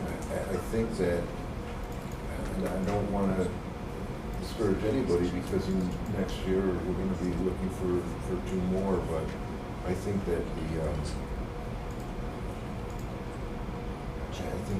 I'd like to stay a little more homegrown on this one. Okay, that's fine. Carolyn, go ahead. All right, so if location is an issue in terms of wanting to get spreading out, we already have somebody on the Conservation District Board that's from Hebron area. So, I mean, I don't know, if that's kind of the criteria. Ron is from Hebron, we have somebody from Hebron on the board. You said Capron and then you said Hebron, so. No, I said Hebron both times, I'm sorry if it came up that way. Hebron, Okay. he's from Hebron, they're both, Ron is obviously from Hebron, and somebody on the Conservation District Board is already from that area. Who's that? That would be Pat Fritz. Oh. Well, he's from Harvard. Harvard? Greenwood. He comes off Township. next year too, doesn't he? He comes off next year, but I know that there's somebody from the Hebron, Greenwood Township, and I guess I'm not picturing which one. I thought it was that. I do understand the concern about Lake County, the comparison with Lake County and bringing that in. Jim is also with the Chicago Wilderness, which is much more of a regional thing. And so I don't think that I don't get the sense that what he's going to do is come in and start bringing Lake County or Kane County ideas to the Conservation District. They are 2 different types of organizations. I think he has a good answer about your building question, Jim, because, having to have dealt with that's a huge issue for the Conservation District.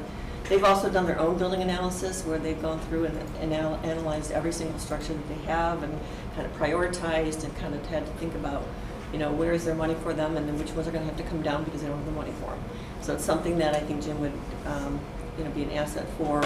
Again, he's worked with the Chicago Wilderness, so he's much more in a regional sense. And if you think about it, I think one of the concerns that I have heard from people and some of the applicants who talked about is access to sites. And so, at least from a forest preserve perspective, they do have a little bit more opportunities for public engagement because they offer more of those kind of opportunities. So if there's a question about providing more opportunities at the Conservation District for access for residents, you know, he'll be able to bring forward some good ideas. So I would put down for Jim for me, and I think my concern about bringing somebody in again with another corporate experience is they already have that. And they do not have the environmental perspective on this board at this time. You know, we lost the soil specialists, we've lost different, not lost, but they have rolled off over time. So we don't have that perspective on what the challenges are at the environmental level for this type of an organization. They are well suited for finance. I think they've got that under control. I think they are well suited with human resources. Lloyd Everard is amazing. He's turned out to be an amazing trustee, and that's where his strength is. And my experience on that board is they're very independent. They are very determined that they're going to run the organization and they're going to make the decisions. So I think that, and they're going to have their say in terms of how things go. So having that environmental perspective to me is huge. And again, you're going to get 2 more people rolling off next year. Jim has applied twice, and if you like him at all, my concern is I don't know if we get him to come here a 3rd time. And we did, Lloyd Everard did apply 3 times, and he did come back that 3rd time, and we were lucky that he did, because I really do think he's been a tremendous asset. But I don't know that Jim will come again. Rebecca has come a 2nd time. I think she's very strong. I wish she would have done a little bit more to talk about her background, because even though she was here last time, and I think that was part of why she didn't, there were new members here and didn't get a chance to really hear what she had to say. So, but my concern would be losing Jim at this point. And if you like him and he's your 2nd choice, my argument would be take him now. Ron can come back next year and provide that perspective that you're looking for as well. And and I think, yes, and he would be coming out from that area, which would replace, we're gonna lose Bull Valley, and then I guess Pat is from Harvard, so those are the 2 that we lose next year. Okay, thank you. Yeah, a lot of strong candidates. I guess your points about Jim are well taken. Jim's got great experience. I did write some notes down that he thought hunting was allowed was a good thing. Find the balance between the farmers and the conserving the land was good. But Ron also hit on the volunteerism, and I thought that was important, because you can't hire it all done. You need the volunteers, and he hit on that. So I thought that was a good candidate too. So we have it on the board. Is any other comments to be made? Pardon? What about John? John, he spoke about Ron. I don't know if he didn't get his name up there. Yes, I did. For number 2? He had Ron as number 1. I don't know that he had a number 2 at the time. And just one other comment too. I mean, my family and I have been conserving almost 400 acres without any real environmental experience. So I think that Ron, with his old values and coming up would serve well.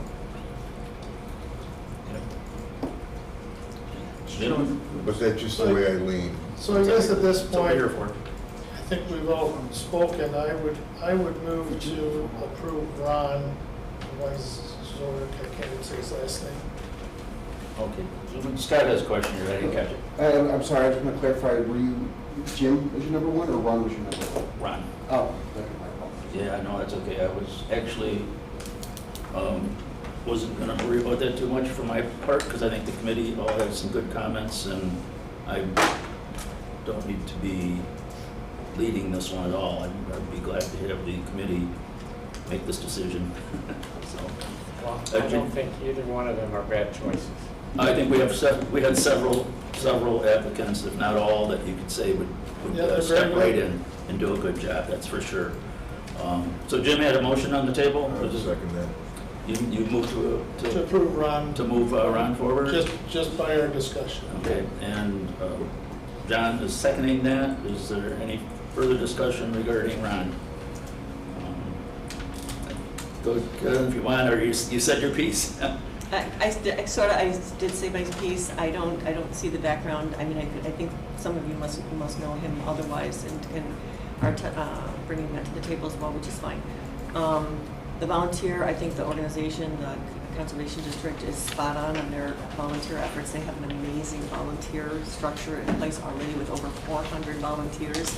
I don't see that. I appreciate what Ron can bring to the table in that respect, but I think they are true professionals in this area, and they've got that under control. I think that I'm sure that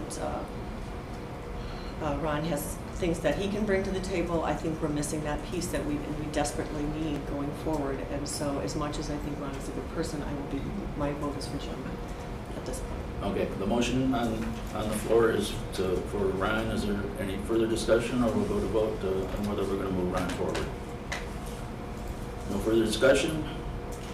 John? Hey. Carolyn? No, my vote is with Jim, sorry. Okay, that's it. Joe? Yes. Jim? Yes. Carl? Yes. Now vote yes, so Ron will be moving forward to the chairman for approval. Okay, we jumped around on this agenda a little bit this morning, so let me see where we're at. Do we have a ZBA person yet? We got the ZBA, and we would be looking for Christian DeSico. Did she show up by any chance out there? Christian DeSico? Nobody's out there. I would think they'd be out in the hall at this point. No. I doubt it, but I would hate to find out. Yeah, correct. Didn't interview somebody because they were sick and we didn't look. No? Okay. So, I'd like to thank the staff for putting this back out here, the Conservation District one, and so I don't forget to say that. It was great that we had so many good applicants, and to get that republished worked out well. The ZBA, we have one spot to fill, 2 interviews because one did not show up. Hopefully there was no misunderstanding on our part for when that was supposed to happen. So we'll move on to 5.12, deliberation and selection for the Zoning Board of Appeals. Joe? Yeah, what I prefer would be to move forward Tom Jurs to move him from an alternate to full-time because we've got some experience with him. And if it were up to me, I would put Arne Waltmire in as the alternate. But I don't know that we can do that today. But that's where I'm at. We don't have anything on the agenda for the alternate, so I would say no at this time, that we can't do that. We can handle it one position at a time. I understand, and I understand the concern, but that's my thinking on it. I think, having been an alternate for some time, we got the training, we know what he's going to do when he comes up, and I'm happy with what he's done. Okay, are you making that motion? I don't know, I thought there wanted to be discussion. Discussion, okay, go ahead. I'll make that motion if that's what you want. Well, no, let's have the discussion first, that's fine. I think that we're gonna be crossing that bridge soon enough. I don't think we should push it because we haven't asked for others to, I'll revert back to last month when we only had one for MCCD. So what do you mean, maybe, are you talking about maybe going No, out I'm and good asking? with Tom, but I mean, for an alternate, I think I could think of so many volunteers that would be perfect for an alternate. Yeah, well, let's just stay with the full-time position right now. Where I agree with you, Larry. Thank you. Yeah. Okay. So that's our consideration. Carolyn, did you? Jim, what do you think? Well, no, I agree with selecting one now and not an alternate. I think we had 2 candidates, and Tom is a unique personality. Just tell you that he has a very unique personality. You just all saw that. But if you listen to any of the hearings that he participated in, he does a really good job. He puts an opinion out there he's not afraid of his opinion, and a lot of times you can agree with him on his opinions when he's talking. So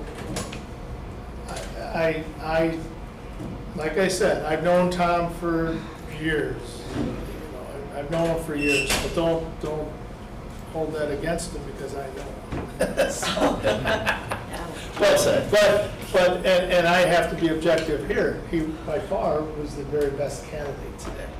I mean, the other gentleman, I appreciate him coming forward, but I don't think he would add to that ZBA right now at this time. He would have a Tom would hit the ground running. The other gentleman would just take a long time to train up. Absolutely. I mean, with no real estate development experience, I just don't think that we should. So that's all I have to say. Okay, anyone else? I guess some of the feedback I'm getting is that sometimes it's not about the zoning, that there's more discussion about personal things, and that it's not always, you know, about what he knows about the zoning. So, and I'm also just wondering at what point would it not have been possible just to pull him up, and why that decision wasn't made before opening it up to an alternate? I mean,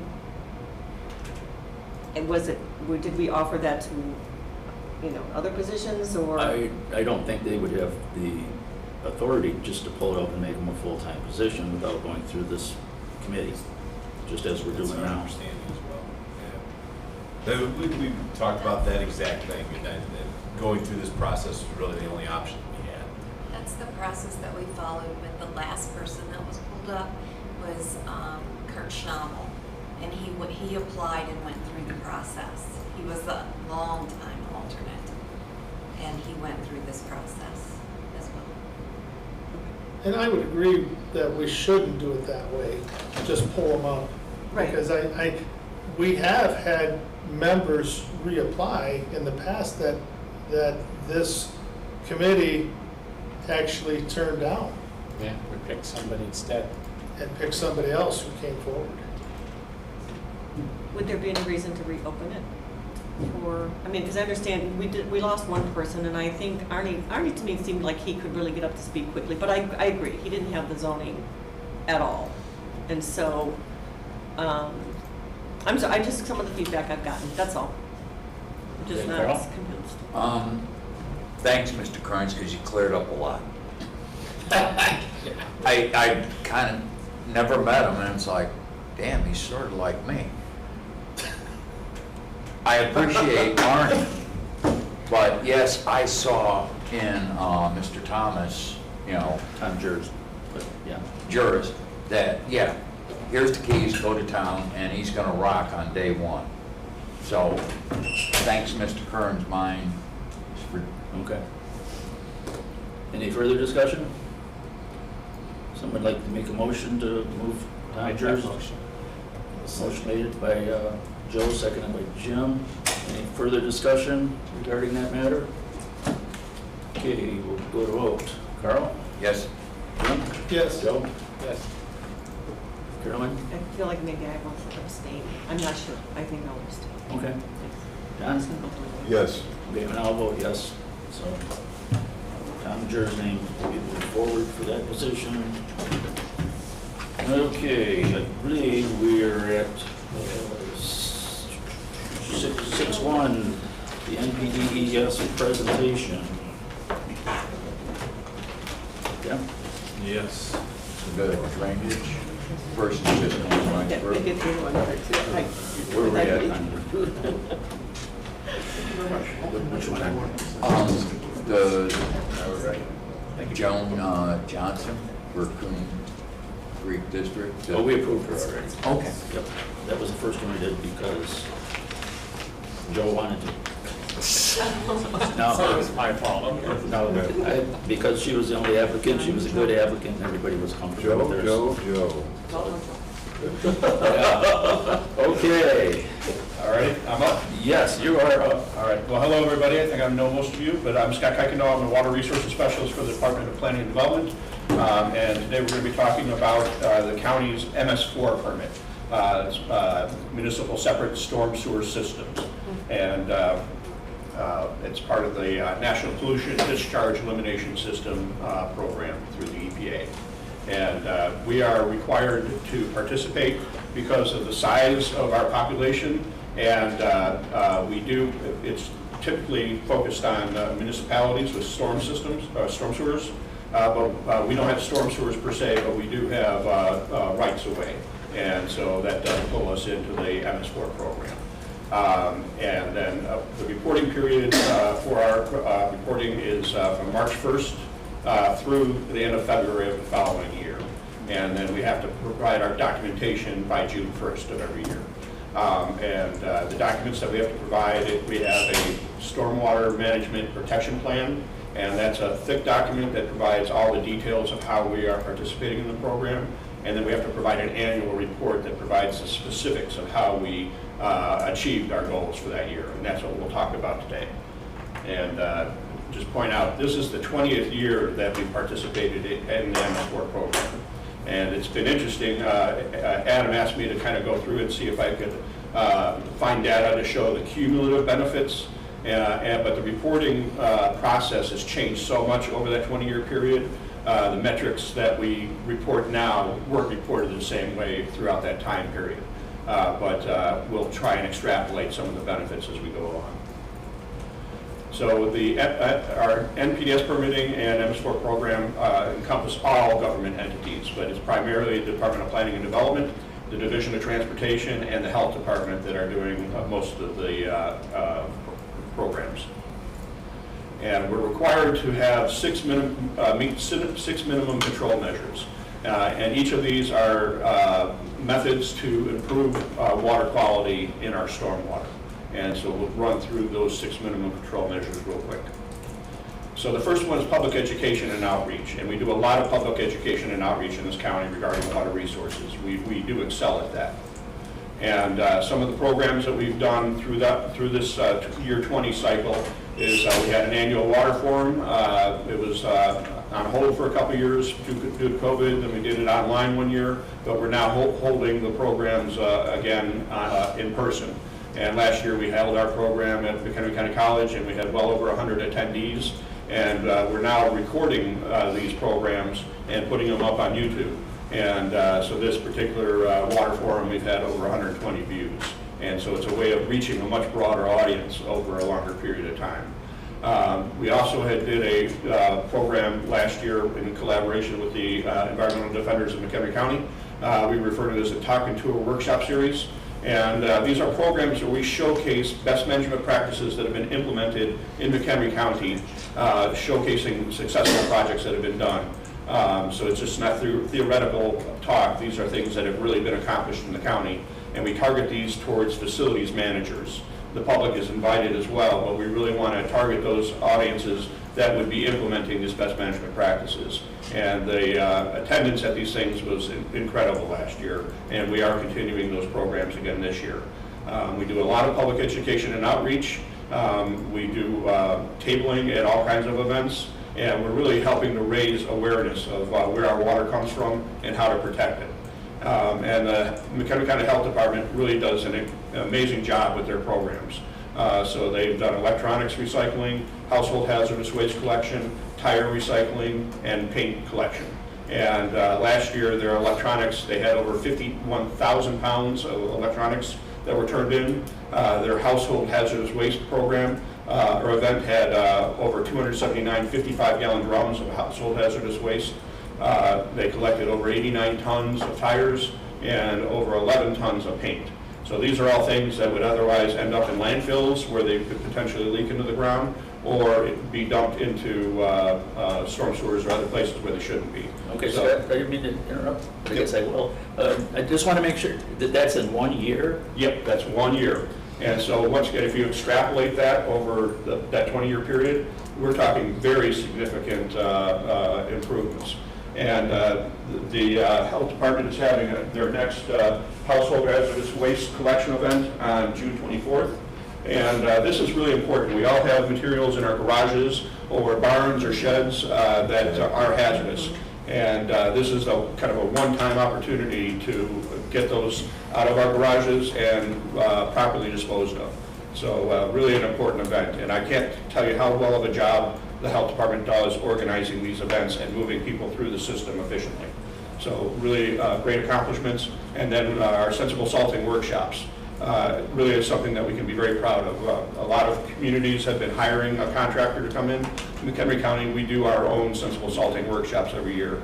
And we've been doing this since 2009. And I did go through all the past decade of programs, and we've trained over 1,500 people over that since 2009.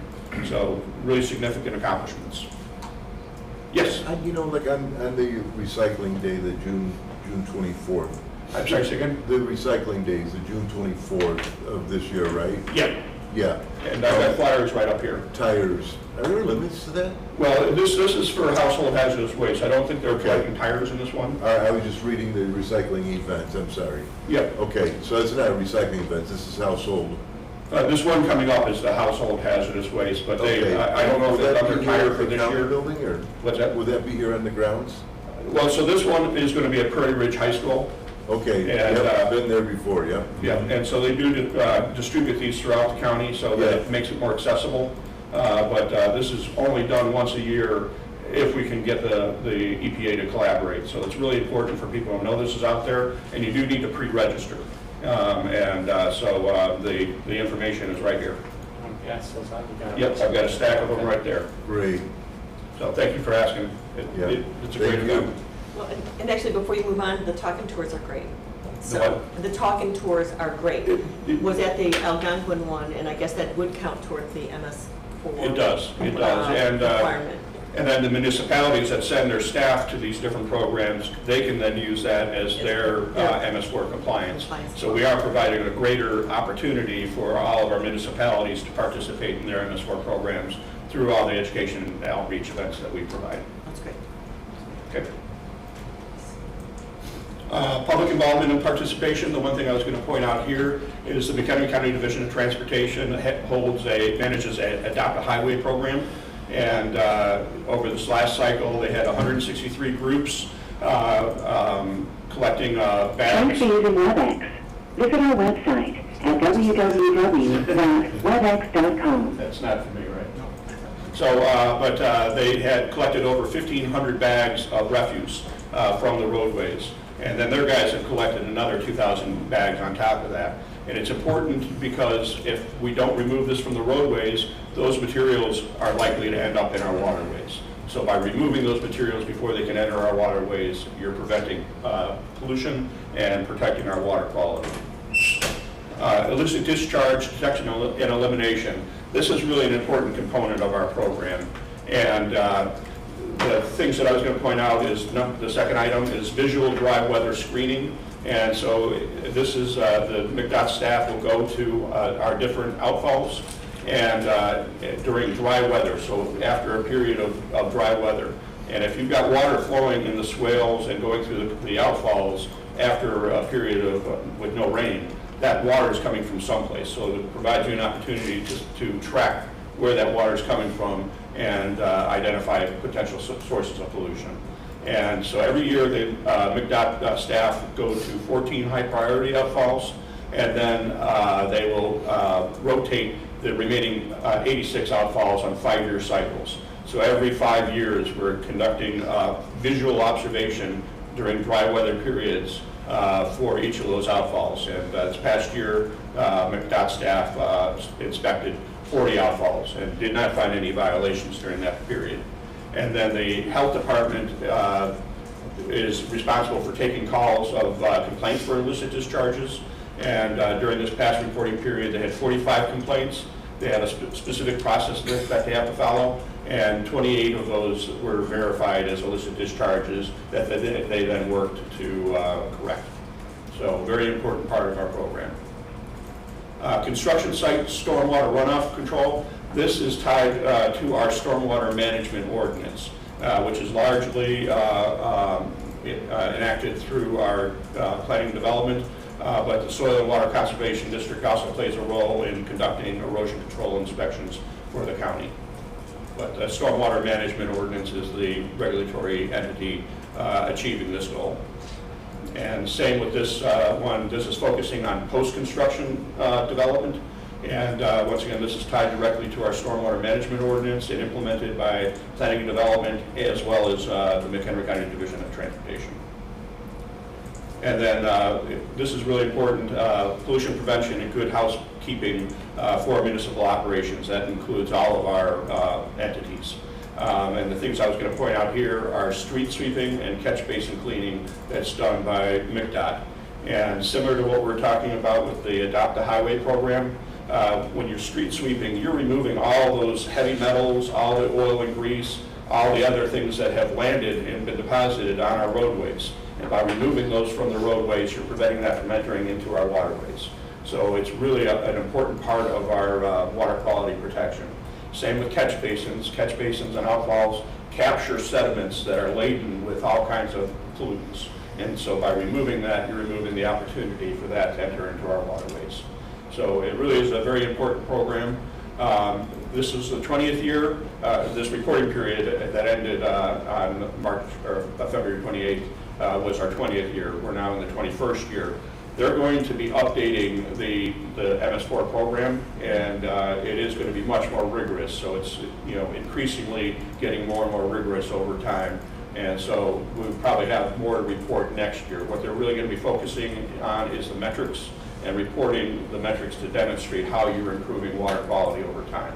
But this gives you a good overview of the program. It gives you an understanding of what those 6 minimum control measures are and who's responsible for those. And you've got the county staff for our 3 departments who are responsible primarily for implementing these things. So feel free to contact any of us if you do have questions. Carolyn, it looked like you had a question.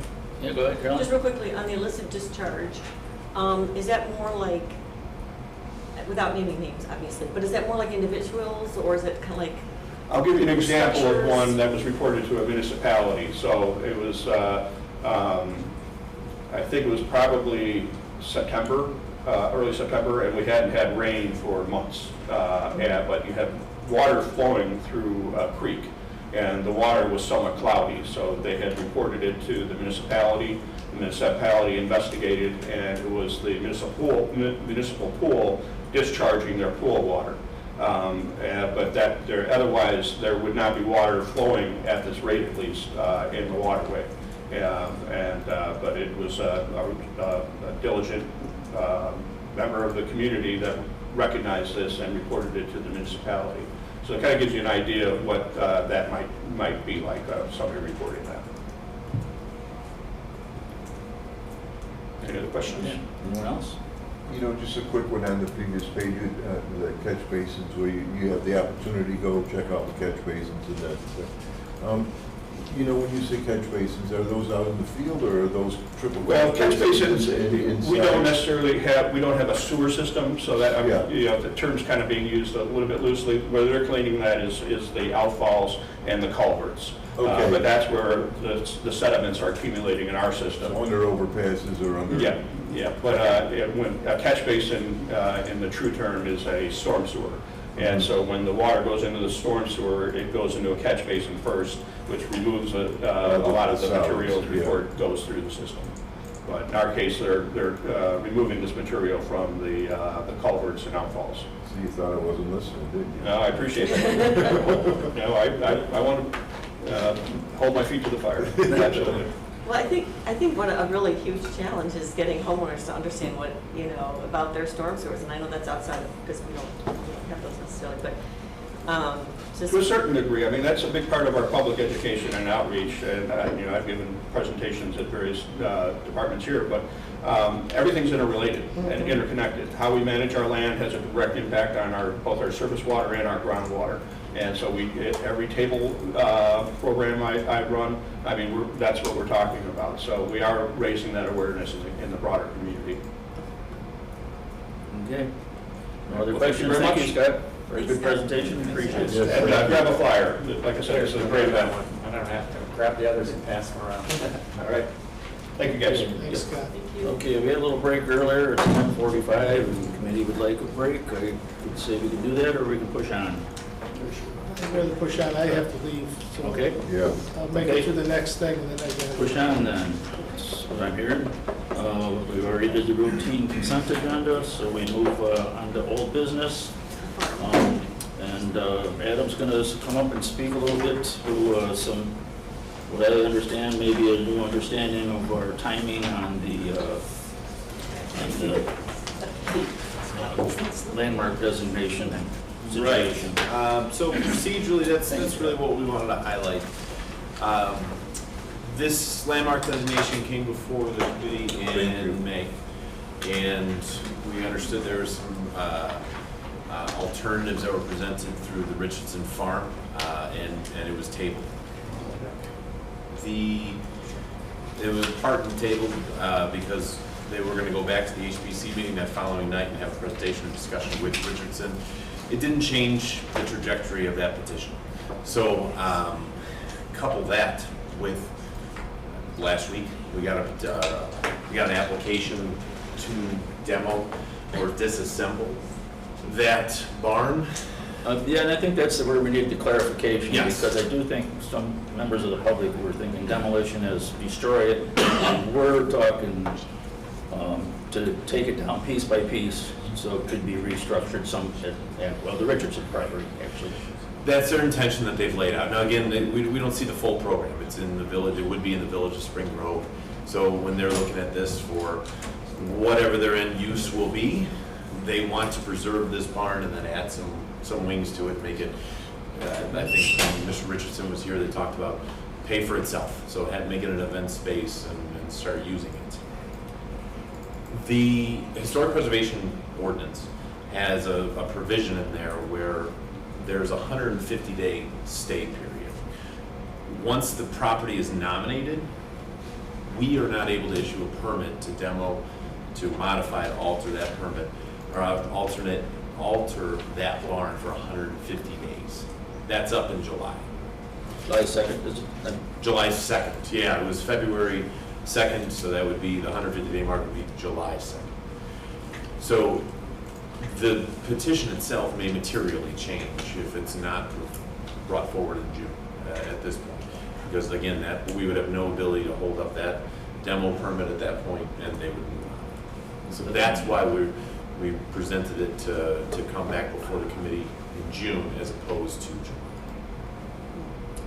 So without a calendar in front of me, our July committee meeting's probably the 6th or the 7th or something. I believe it's the 6th, if I'm not mistaken. But anyway, we would only be holding it if we didn't do anything today. Which, you know, I think it's the 5th, because it's on a Wednesday in July. You're on a special Wednesday meeting. Yeah, it's going to be on Wednesday. Right. So we don't have to do anything particular today on this, but with this timing thing is why I asked Adam to put it on the agenda so we could discuss it. If we wanted to do anything with it today, and then the county board could act on it at the June meeting, or if we wait and see if there's any further information that would be relevant, that would change what we would do in July. So, is that, am I saying that fair enough? Yeah, that is totally fair and accurate. There's procedurally, I know we talked a little bit about what the ordinance states the action from the committee and the county board would be. We clarified that a little bit more with the state's attorney's office, that this committee can act on it as voting it up, putting it down, or sending it back to that commission. That would be the only clarification statement I would make on that we looked at prior to this committee. And previously we had tabled this to the July meeting, but because of the 150 days and some other information, we thought it'd be relevant to talk about it today. What action would you like to take or not take? Go ahead, Jim. I think last month I pretty much made my position pretty clear on it. And listen, I've remodeled an old barn. I know what it's all about, what it takes. Yet I have a problem that we try to landmark a barn that the owner of the property doesn't want to landmark. And the minute we vote for this, he's probably going to have a dozer out there, and now we lose the structure totally completely, the structure is gone. Would I love to see that barn stay where it's at? Absolutely. Would love to see it reissued and someone do the upkeep of it. I know it cost a boatload of money to do that. The Richardsons, moving it, to me, is the only option to save it in any kind of form. However, my feeling that the Richardson, it's not going to be, when it gets reassembled, it's going to be a whole different monster. It'd be a totally different building. You won't see it. Well, I had the opportunity through the Community Development Grant Board to see what their plans were. I don't know if any of you have, but to rebuild the barn, yes. I mean, that's going to be open space, and plans look quite impressive, actually. But to make it work, to make it handicap accessible, to get people in and out, yes, there's going to be 2 modern wings off the end of it. Right. There's no way around that. Right, and there is no way around it. However, to me, that's the only way that this barn is saved. Because the option of landmarking it, before we get to the county board vote, that building is going to be gone. Conservation District buys the property. That's part of my questions on buildings today. Conservation District doesn't want those old buildings. They don't have the money to put into them. They're going to tear it down also. And if it's landmarked, they're not going to buy it. I'm not saying they're going to buy it, but that was one of the discussions last month.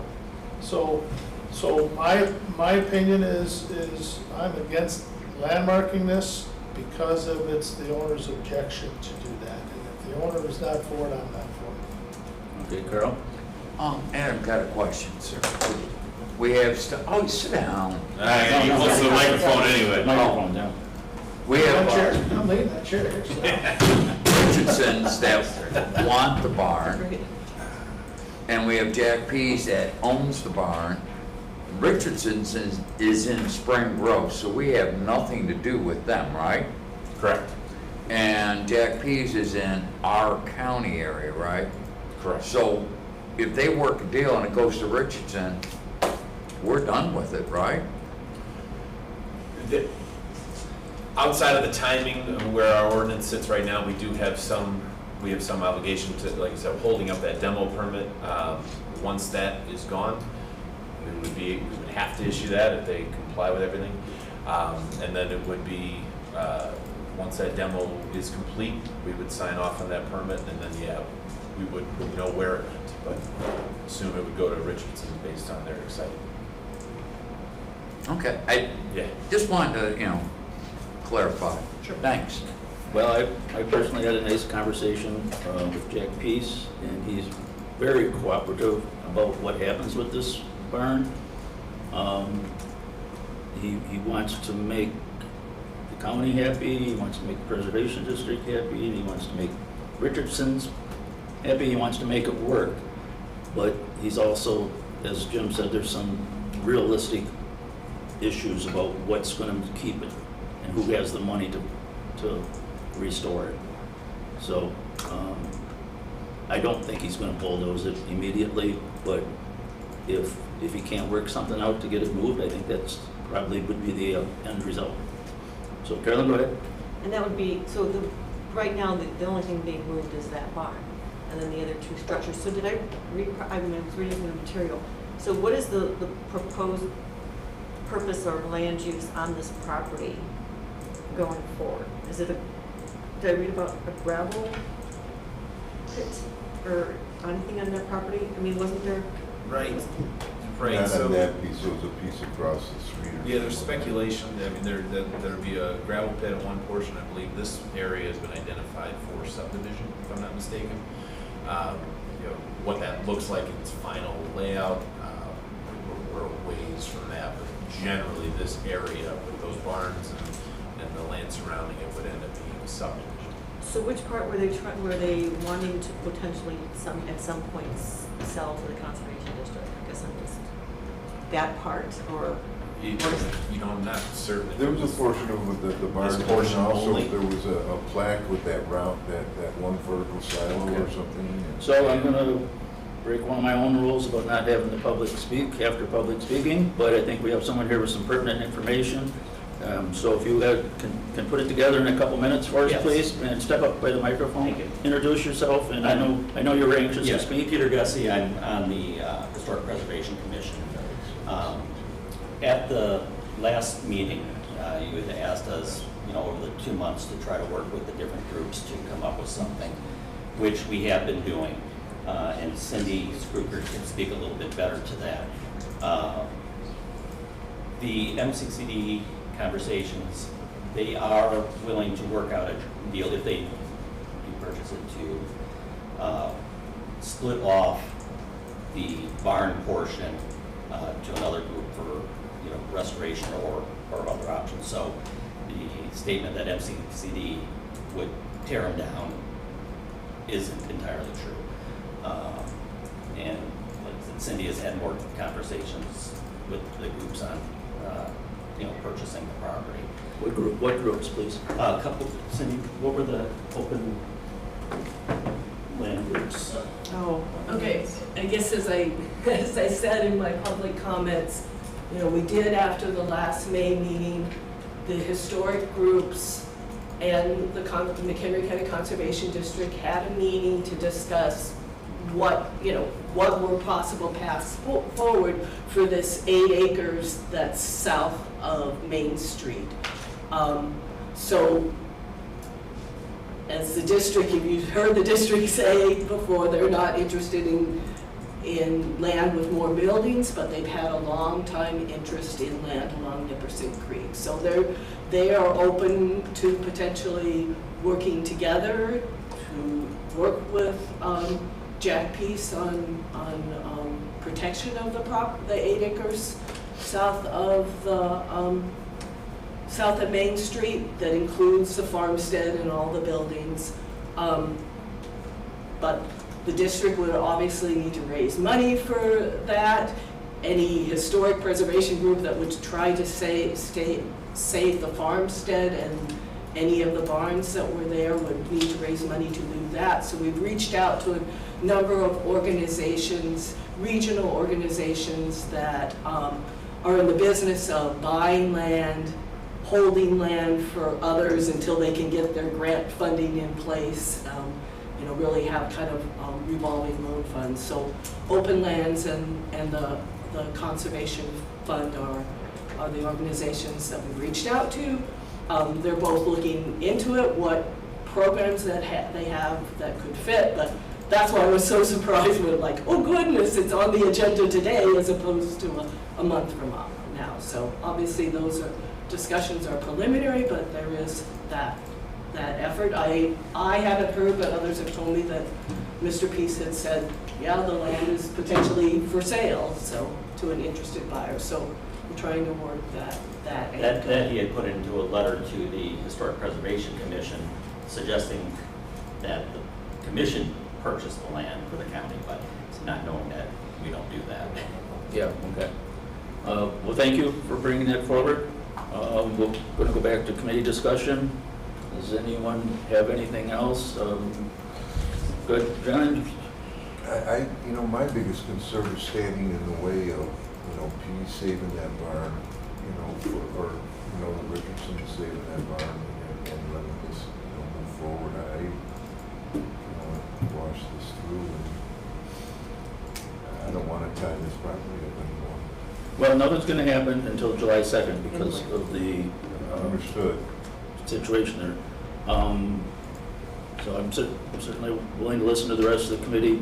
My feeling is we originally tabled this to the July meeting. I think this discussion is good, but there are some other avenues that people are working on. And I think maybe respectfully, and we need to respect their efforts. I would say that we stand by that. We tabled it to July 2nd so that whatever they can bring forward can be heard. Fair enough. But if somebody makes a motion otherwise, we'll deal with it. I'm perfectly fine letting the groups try to work something out. Okay. Like I said, Mr. Peace is very cooperative with any group. He wants to do the right thing. but he needs to know what direction to go, and realistically, the option of him keeping that property and fixing the barn isn't gonna happen, so that's where we're at then. Right, Jim? So if this, what you're saying, and if I understand it correctly, by us making no decision today, we give everybody a chance to stay at the table for now and discuss it and try to solve it. If somebody wants to step in the 9th hour to try to save it, or 11th hour, and try to save that barn and split it off, then that option would still be there for them if we don't do anything today. That's beyond my understanding, yes. And if we were to move this to July, we're really only holding up the Mr. Peace and Richardson's agreement for, it'd be like an extra, 4 or 5 days, because they can't do anything until July 2nd anyway. Okay. So hopefully we'd have something more solid by then, so we could make a decision at that time that would be work out for everybody to the best of our ability. So, since this, procedurally, since this was tabled to July meeting already, do we need to do anything with this today at all? We never moved to take it off the table, so it's still on the table. Okay. So there's no further discussion. We'll just leave this table to July meeting. That works. Without any further ado. Without any further ado, is going to say, okay.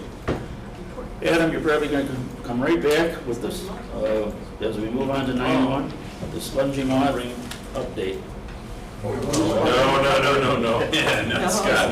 No, I'll let you take that one, Yeah, sir. Scott, if you please step up to a microphone someplace there so everybody can hear. Thank you. All right, well, after hearing a presentation from Cindy Jablonski of the McHenry County Conservation District, followed by presentations from Nancy Johnson and Scott Shermer of the Illinois Department of Agriculture on their Slow the Spread program, the committee directed staff to then conduct an outreach campaign to residents and interested parties to work with Illinois Department of Agriculture and encourage them to put traps up to help with their count of spongy moths within the county. The Slow the Spread program was going to, or is putting up traps in limited areas within the county. The intent was that we encourage our residents and our interested parties to participate with this count and help collect the data for the Department of Agriculture, so you as a committee will have a better understanding as to the population of spongy moths within McHenry County this year, and then can make a determination on whether or not there are hot spots that need to be considered for further action. So we did that. We conducted a pretty good campaign outreach. I think Alicia will talk to you about our social media and our press campaign. I will say that my office directly reached out to Conservation District, our municipal recreation departments, our Park District partners, and the McHenry County Oak Heritage Legacy Program to reach out to their owners and their participants to encourage their participation with this trapping.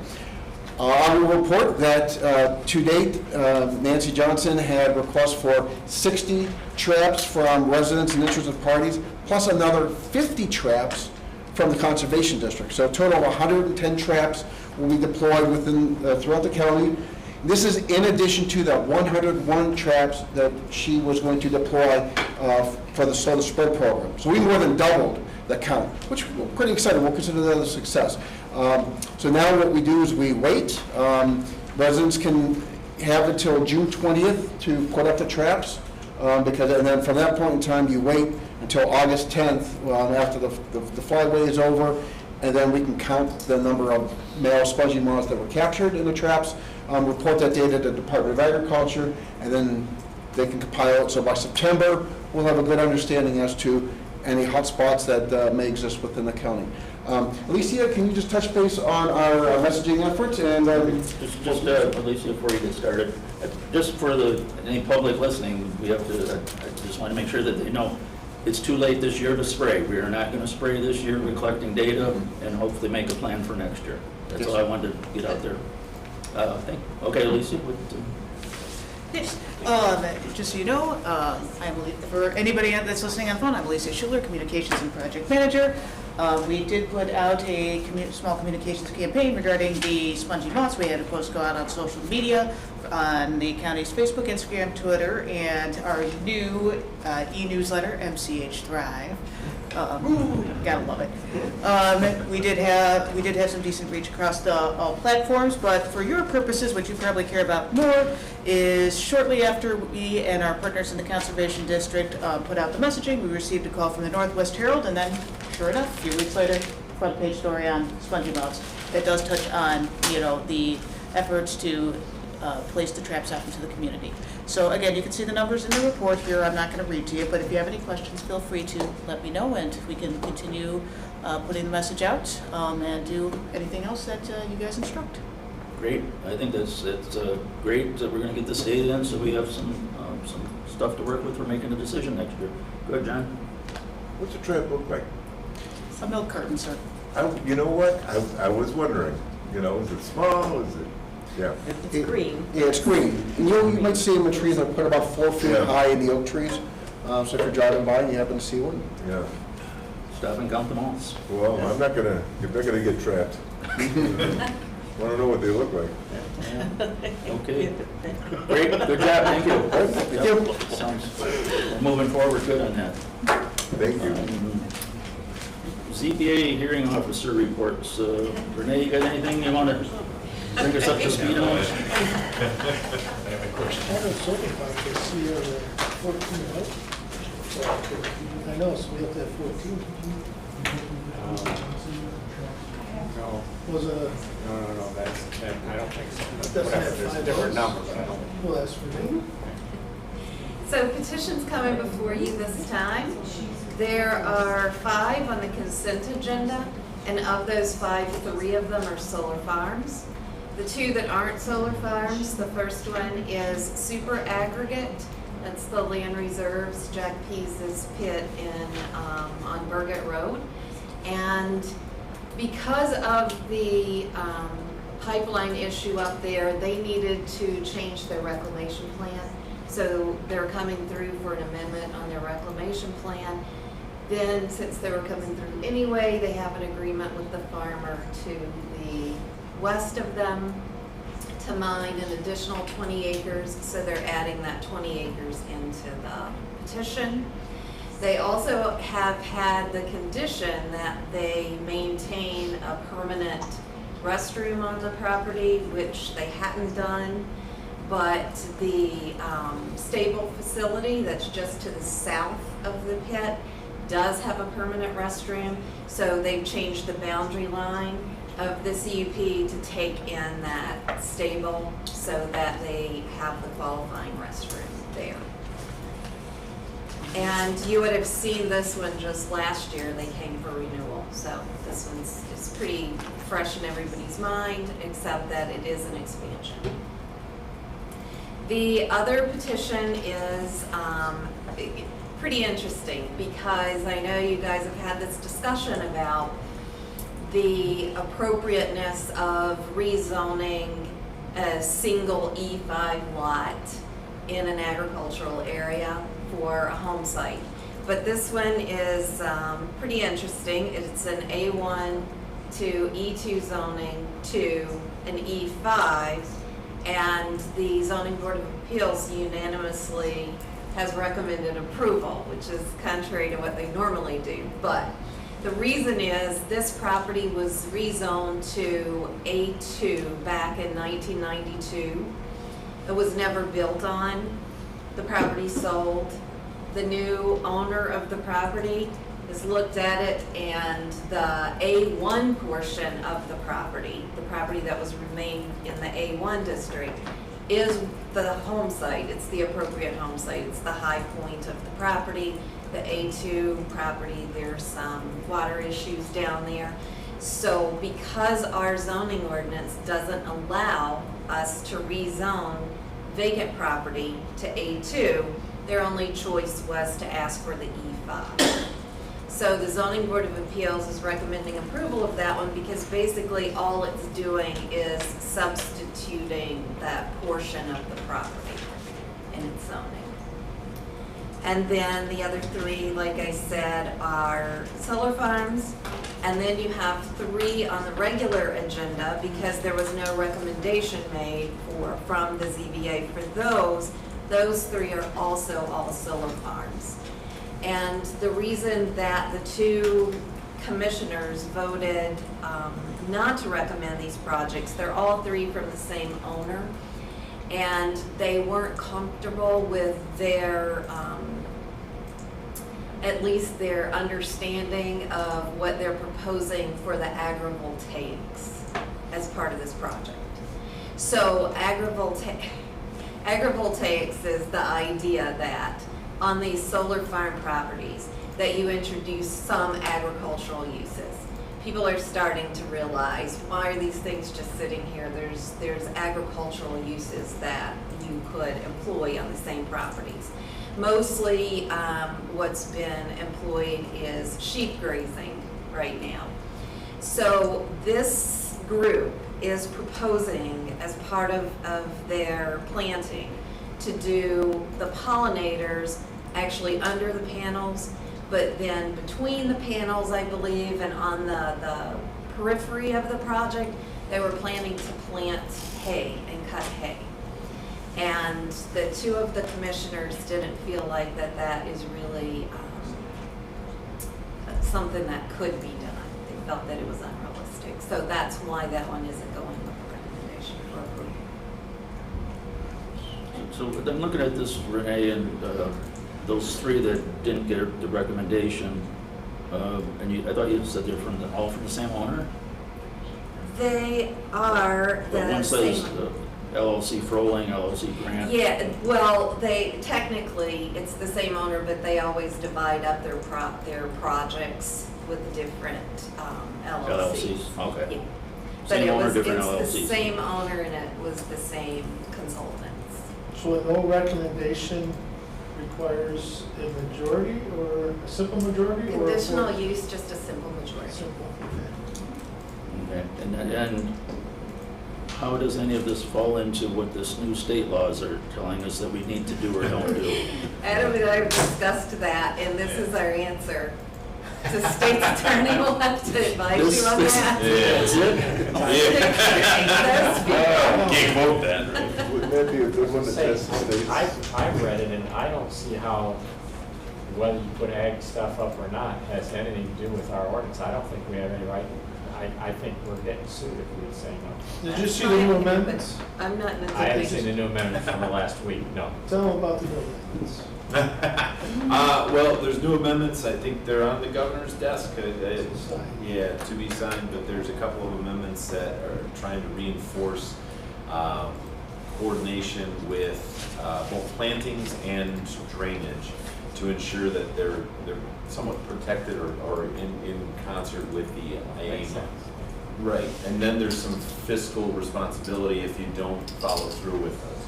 So the fiscal penalties and all that, there's kind of 4 points and they're interconnected. One was obligations up front, and then the other one's obligations in the end. And those fiscal responsibilities, those are going to be put into state law. So there's really not a lot the ordinance can do to touch it. But at least there's some framework there to protect. That's fantastic. Did you have another highlight that I didn't touch? Wasn't one of those to do with the bonding though?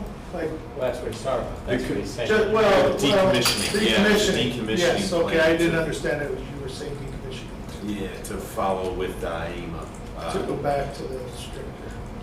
Yeah, so there's. But I don't, we don't have the authority to rate, if it's zone ag, they're gonna get a permit for solar. Right now, there's, you can see in this petition, there's something that came in terms of objections. And we don't believe that we had really any ability we don't have any real response if there's a question on whether or not that can be a part of the consideration. And it's all being deferred to the state's attorney because we don't know how this new law is really going to be. Yeah, and so you're right, in our perspective as well, is that it's just that They didn't, all those LaSalle factors and things that we were talking about on the zoning change, they're just not, they've been wiped out of our authority. So that's how we read it as well. I like the idea of a state's attorney's opinion, though. Well, it'd be nice to get. If we could get that before the meeting. Chairman? Adam? You already worked on that, aren't you? We're working on it. Yes. So, it sounds to me like we would want to prepare Norm to speak to this at the meeting. Right, Jim? Is that what you're thinking? That's what I like to see. Okay. I can Either that or hand out his opinion. I'll take it in writing, but either way, I'd like to know before I get up to vote. Rating would be great, actually, and then with the idea that he'd be prepared to speak to it if there was any questions. Sure. Oh, the interesting, correct, yeah. Yeah, that would be the framework for this. Can we ask Norm to do that, put it in writing and get it to all of us? And then if we have any questions, he'd be prepared to speak to it at the meeting. Can't wait. Joe, you would know this better than I do. On the governor signing a bill, he can wait all the way to the veto session, right? No, No? it's, How long I does thought he it's have? 60 days. Okay. It might be 45, but it's 60. 60, okay. So chance he's gonna veto this is what I read. I have no idea. I certainly do not have any line to Governor Pritzker. Or a line up the veto. So the question for state's attorney is there any way that you can say no? And then what conditions can you place probably? Also, Do we have any right to conditions? Do we have any right to turn it down over the agricultural, proposal? I mean, if this is the reason they said no, that's all fine, but is it within our purview to say? We don't grant any, is that what you're saying? Yeah, well, I'm not sure it's required that they have such a thing. I mean, they may want to propose to do this, but I think if they walked in for a building permit, in so many days, they pretty much get a building permit under the new proposal. That's what we were kind of told to accept. Yeah. I think we should check with what other counties are doing around us, because I think they're doing a little differently. Well, and if they are, fine. And then my other thought on it is this exactly like the cell tower? I don't know. Go wrong. I mean, I just know when I read it, it's like, you're not going to be able to do all these things before. And it was like, okay, well, that takes care of conditional uses. And I don't know if it makes a difference, but the reason that this company is proposing to do the agrivoltaics is because they get additional points with the state for approval of their project. So it's Yet they won't let in them that hook up, interest. just like the one in Reagan. Okay. All right. Okay. You got the direction you needed for the state's Yes, attorneys? thank you. Okay. Thank you. Yes. Peter, did you have something or not? No, I'm going to see Norm at 1 o'clock. I'm going to get my question. That sounds good. Okay. There's a deep thought there. Future topics, executive session. Just Go future ahead, Carolyn. topics. Are we still going to be, and again, no time necessarily rush time frame on, but we talked about having some, presentation on zoning to kind of get us up to speed about just understanding it better as a committee. Have a presentation, I would suppose it's something you do at the cow?